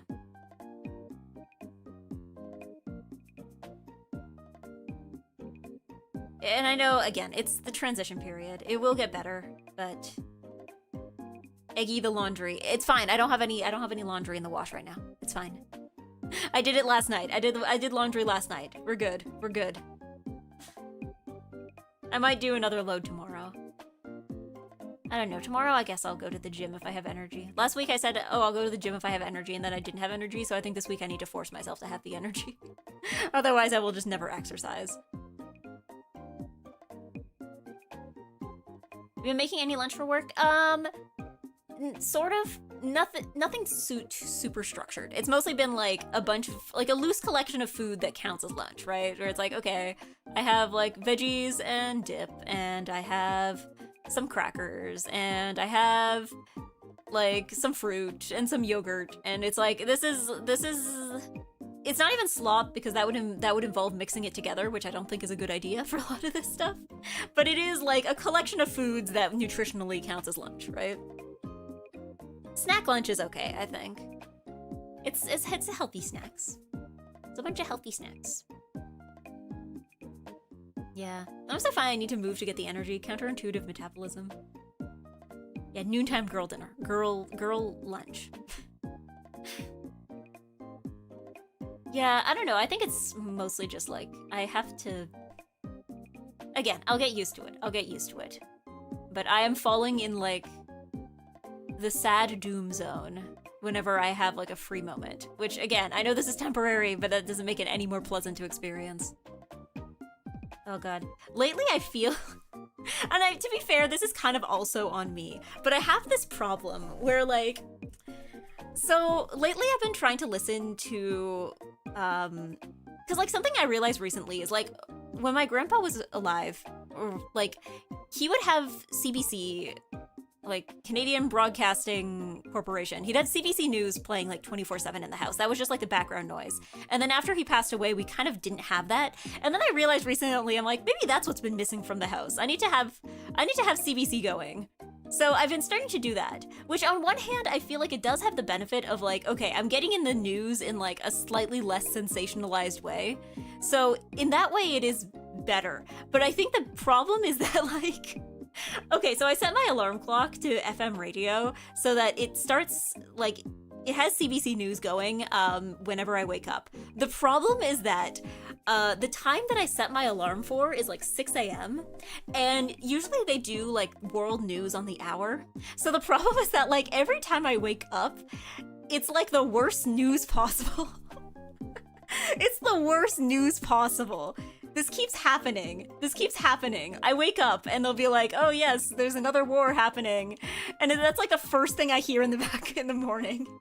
I wake up and they're like, we have another we have found another case of hantavirus. And I'm like, that's the first thing I'm hearing.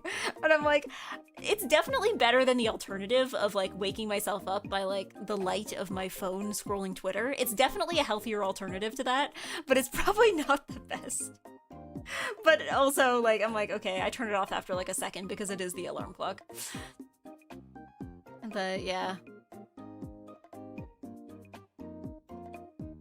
And again, maybe if I woke up like 5 minutes later, this wouldn't be a problem. I think it's just because they keep, I set my alarm for like 6 a.m. and like, that's when they're doing like, you know, world news on the hour. Because I feel like, I don't know, I guess it's like this kind of everywhere, right? Where like world news is always like the most depressing thing. And then you get to local news and it's like good things can only happen close to you. Everything happening far away from you is the worst thing on earth. I feel like that's what keeps happening. That's what keeps happening. Or like, local news is like, what was it? I think there was a story the other day about how like they had this like celebration specifically for like kids who, it was like celebrating the bravery of kids who called 911 in situations that required calling 911.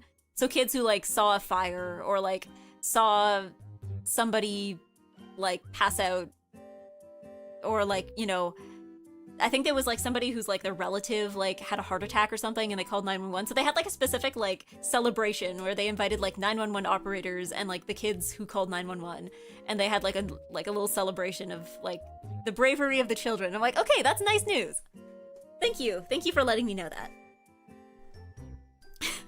Sometimes there is fun news, but it's always the local news. I feel like the world news is always like the worst thing ever. Yeah.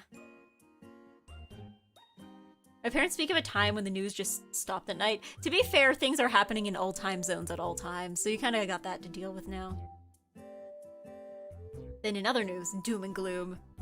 Yeah, I'm trying to think of other good news. Oh, they were talking about, I think I tuned in. It was like midnight. I was in the shower. And they were talking about, there was like this bird. It was a kind of parrot. And his name is Bruce.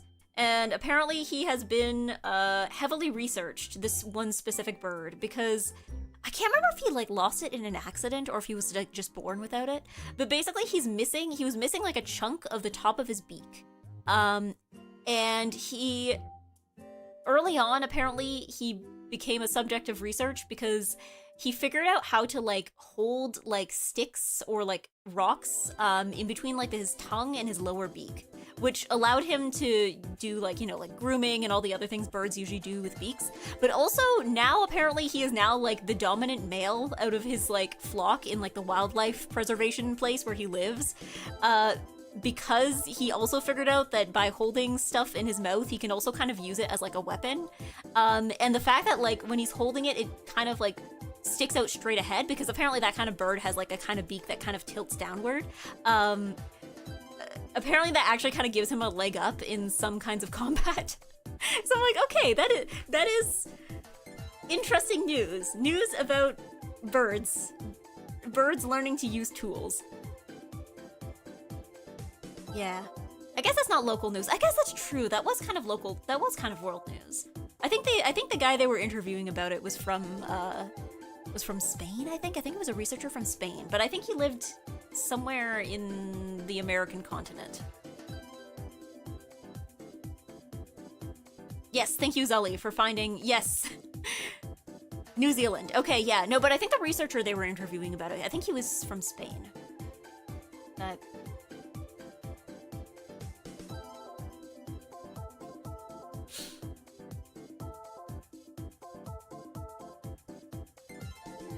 yeah, I guess there is good news. I'll try to see if I can remember. I'll keep track of if there's any other good news. I just know this morning, while I was getting ready, I think they tried... I felt really bad because sometimes, you know, they'll interview experts on stuff. And I think some people are just like more trained about what to expect for a radio interview than others. They were interviewing somebody this morning and I felt really bad because it was very clearly somebody who has never really done an interview like this before. And she was probably pretty young, and I don't know, it kind of felt like she was talking like she was in a job interview, and I just felt bad because she wasn't really actually answering the interviewer's questions in any, like, specific details. And I'm like, oh, I'm sure you're so competent at your job, but like, oh, they're handing... they're handing your ass to you on CBC radio news at like 6:30 a.m. on a Monday morning. Oh no! Yeah. Direct from Twitter right now. Pizza Hut Japan launches drinkable cheese curry pizza. Does that count? I feel like the last time I heard about something from Japan being that isn't usually drinkable being made drinkable, people got food poisoning from it. So I think I'm a little distrustful of the word drinkable. I think if something is not usually nomeru, you should probably not make it nomeru.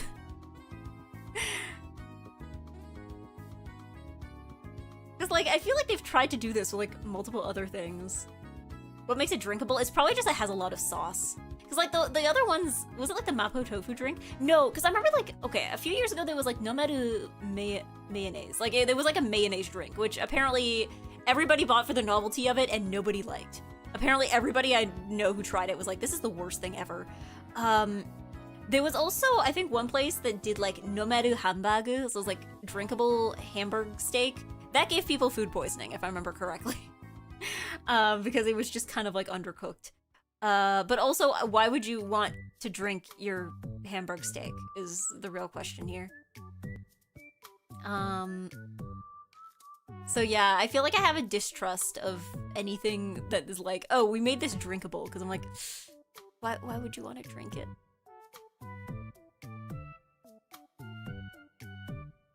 I hope that didn't cause any of the organizers trouble, because I was deliberating between the too tired reply and the let me call the supervisor on the radio. I think I shrugged off an interview for radio at my local con by saying I'm too tired. I must have looked important because of the radio in my ear. I mean, I think it depends too, because I don't, like, a lot of, like, organizations like that have, like, specific rules about, like, if somebody wants to talk to you or interview you. Like, especially if you're, like, representing the convention. Like, if you're just, like, an attendee, that's different. But, like, if you're, like, I am at this convention as a staff member, I think... I know that's usually the norm here, is, like, they will have, like, one designated person who talks to press. Well, yeah, the organizers... yeah, because, like, I think that's been the case for most workplaces, too. But no, I feel bad because she was, like... She was, like, the president of something. She was the designated representative for this, and she just, like, I guess had never done an interview like this before. And I was like,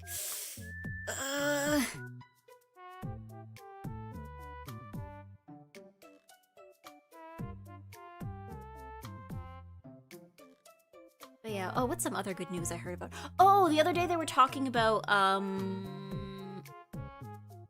new breakthroughs in Alzheimer's medication. That was another one that was, I guess that's also good news. It was like some kind of breakthrough in research that was like... Because, like, Alzheimer's, by definition, you can't really, like, cure, but basically you can make it take, like, as long as possible to, like, get worse, I guess? So, yeah, apparently there was some kind of new experimentation. They were developing new medications, and they seem to be working, apparently. I'm like, okay, that's good. That's nice.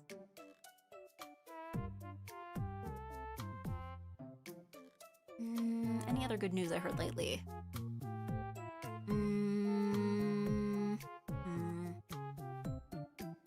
If you can delay until 90, I'd say that's pretty good. Yeah, I think the main concern, is what they were trying to work on was for, like... I guess if the onset is younger. Because that's what the researchers were saying on the radio, is that, like, oftentimes we think of this as something that happens to you, like, long after you're retired. But there's also, like, a significant number of Alzheimer's patients who are still, like, you know, they're still working. They're still trying to, like, live their lives. They're not, like, retired yet. So to be able to kind of extend that phase of it for as long as possible, where it's like, okay, it is happening, but we can, like, slow it down to a degree that you can still live your normal life. To be able to, like, extend that for as long as possible is pretty much the goal, right? Because, like, yeah, it is, I guess, a degenerative kind of thing. But also, we're, you know, everyone will die eventually. So, like, I guess to just be able to extend it as long as you can.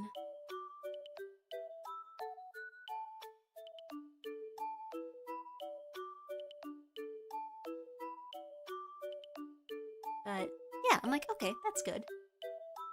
There's gotta be other good news. There's gotta be other good news.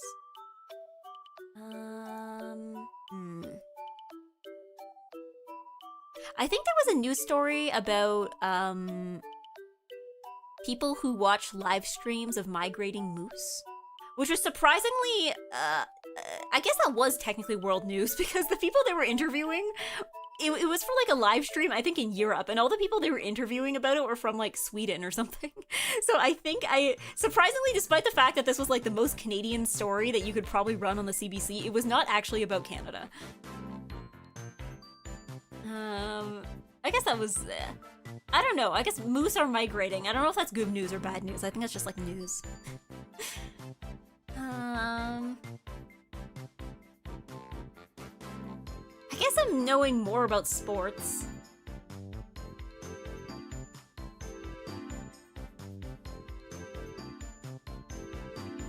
I know more about sports now. Not that much more. I don't pay that much attention, but like, it keeps coming up. They keep mentioning it.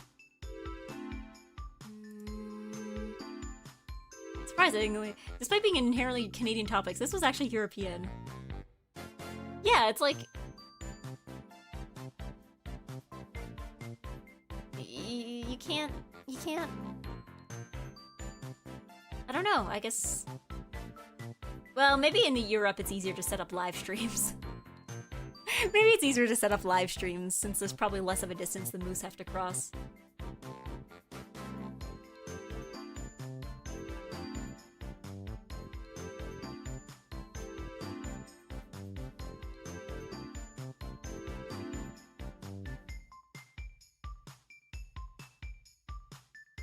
Why can't I get this flow in ranked?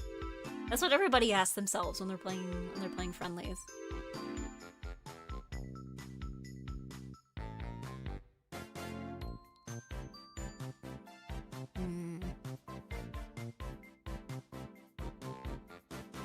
I don't know. I'll let you know if there's any more, if I hear any more good news.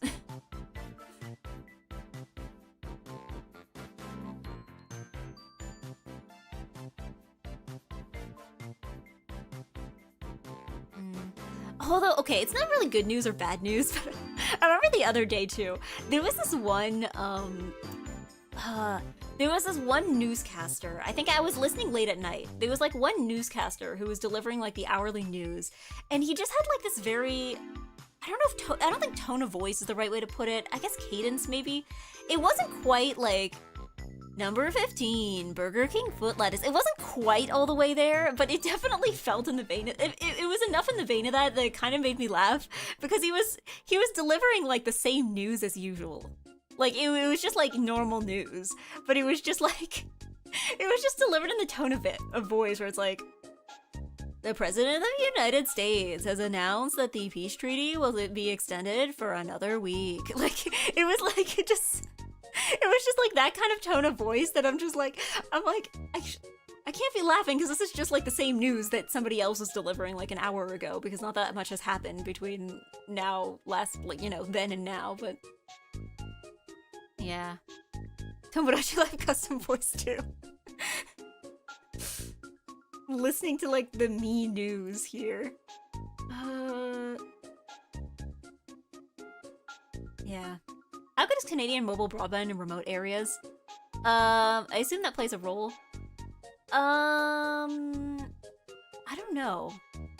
Probably not much better or worse than it is in the States.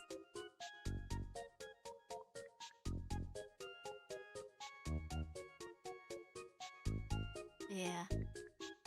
Number 15. One good news I've heard, very specific here, we got lower import duty now. Cool and good. I don't think there's been any more good news.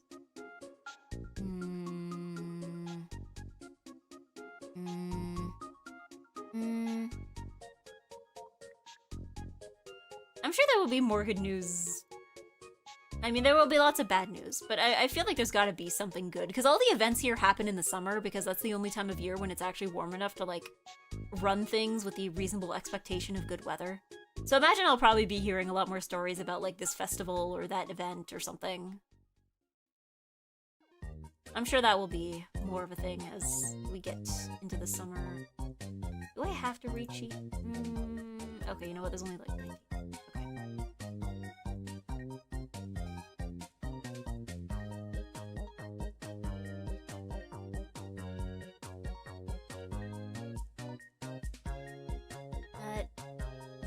Yeah.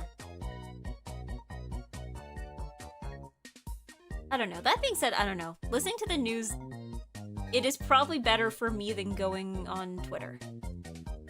Like, there's no such thing as a neutral news source, but I feel like all of them are probably better than trying to find news on social media. So I guess there's that.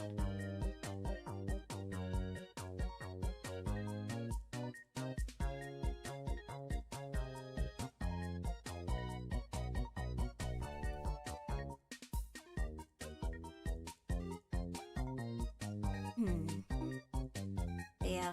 The only thing I think is interesting, they don't do this anymore, but something that I remember when I was a kid, when my grandpa would have CBC on in the house. So CBC used to do this thing every day at 1. It was basically a thing that was, they stopped doing it, I think in like 2022 or 2023,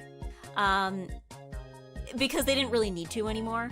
But basically they used to have a thing that people would use to reset their clocks, where every day at 1 p.m., they would have like this beep going. Like they would, like everything, it scared me so much as a kid, because it's like, you know, it's like maybe like 30 seconds to 1 p.m. where they're like, it's like, this is the radio, like CBC. I'll see if I can find it, hold on.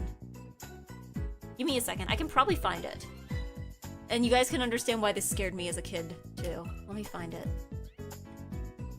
Hold on, I might be worse at Mahjong for a second. CBC, what was it? It's like CBC, 1 o'clock? I'm trying to remember, like, I remember it was every day at 1. I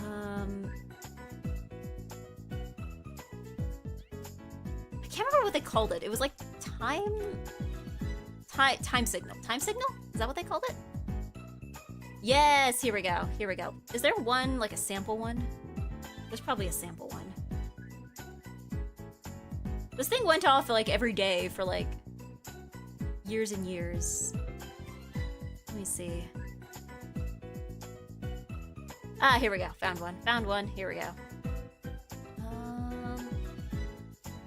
Here we go. I'll pause this. So now you guys can understand why I would get so scared about this as a kid.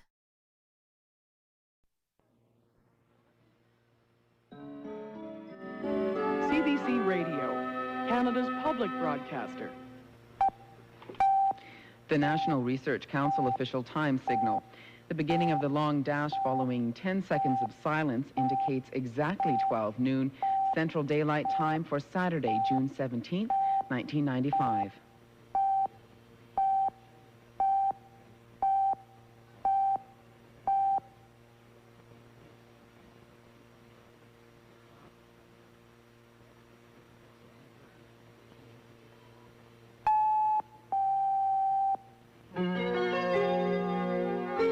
So yeah, that would play like every day. Good afternoon, I'm Geraldine DeBron. Yeah, and then it would just move on. This is the CBC News from Winnipeg.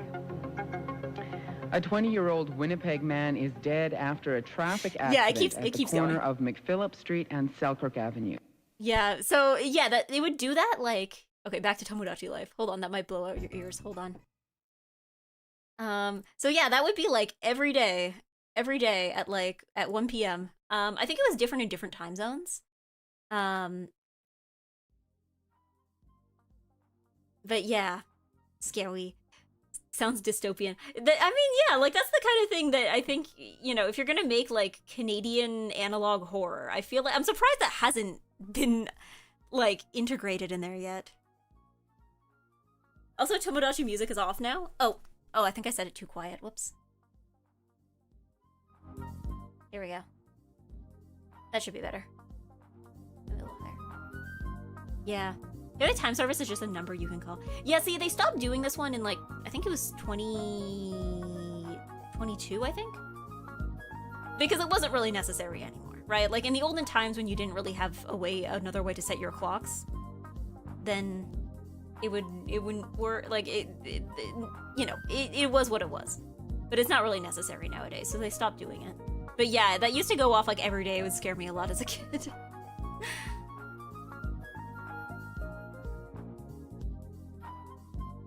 I don't know, part of me is also like, I feel like this would be like evidence in like a Canadian Ace Attorney case somehow.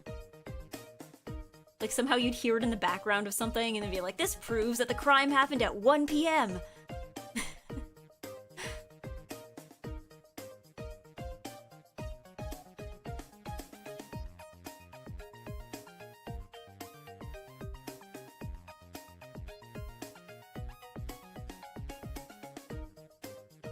Yeah, pre-internet accessibility days. Well, I think nowadays, I feel like anything that can connect to the internet just like automatically syncs with the time, right?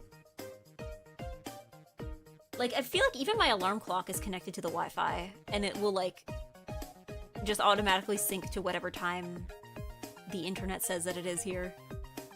I guess I still have to tell it like what time zone I'm in. But yeah. Now it's all them Amber Alerts. Yeah. Oh god, no. Eggy Province is specifically bad for this. So, you know how like most systems in most places, doesn't work anymore? No! If it has connection, most likely it'll sync. That's only a manual change for my room clock. Yeah. I mean, I think like, I still have a lot of devices in my house that don't automatically sync, but that's because they're like old and don't connect to the internet. Like my grandma's stove that is probably older than me does not automatically change. You gotta change it. The time is still an hour off because I don't actually know how to change the time on the stove. So I just have to remember that it's like an hour off. The microwave, yeah. Yeah. But yeah, no, the Amber Alert's here. So I feel like the way that the alert system is supposed to work is that you have different tiers of it, right? Like you have the tier for like, you know, top tier, the world is ending kind of alarm. Then you have like kind of a mid tier for like, you know, maybe there's like a tornado or something that's like dangerous, but not like the world is ending, right? And then you have like a lower level alarm for stuff like, you know, stuff like Amber Alerts where it's like, this is important, but not like, you know, everybody evacuate the city kind of important, right? So the problem is that we have one alert and they use it for everything. So you like, I remember at one point that was like a legitimate problem. I feel like just like 2018, 2019, there was like a lot of discussions because for some reason, every time there was an Amber Alert, it would always go off at like 2 in the morning. So there was kind of that, but it was also just like, maybe we shouldn't be using the top priority alarm for everything in case we ever actually do have a dangerous situation someday. Because I think that would be a problem. Got a Tesla alert like 1 week ago. If I wasn't awake at the time, I was definitely awake when it went off. Yeah, I was at work. It's funny when you're in a public place because everybody's goes off at the same time. All right, congratulations, Alto. Thank you, Thunder and Beba, for playing. Thank you. Thank you. Rest in peace, Rat. And that was the last one for tonight, I think. Because I do want to sleep. It is 11:04. I do want to sleep at a reasonable time. Last time I checked, you were winning. Is the streak gone? I won like once. That's fine. I'll be the best loser. She will sacrifice herself. Thanks for games. Thanks for being here. Thank you for Beba. But yeah.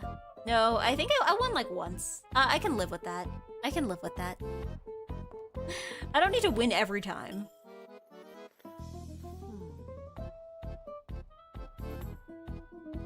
I don't fancy myself important enough to win every time. She can be a good loser. Well, I mean, if I wasn't a good loser, I think I would have had to stop streaming Mahjong a long time ago. You know? I think you can't be too sore of a loser if you want to zhong, right? You just can't be too sore about it. Let's see who's on, who's rateable. At this hour of 11:05 p.m. Who can I raid and then instantly abandon because I need to go prepare my lunch and take a shower? Let's see. Bloom is on, and Nyano Mansur is on, and Inari Reiju is on. And who else we got? Slabman.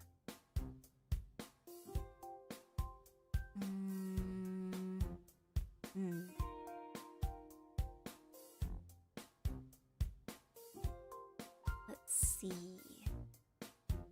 Let's see.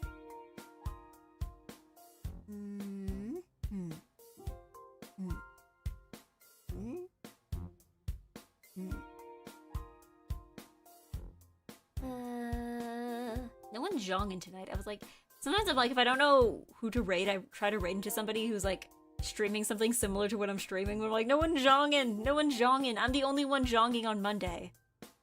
Literally nobody else is mahjonging on Mahjong Monday. They're all doing it wrong. Let's see.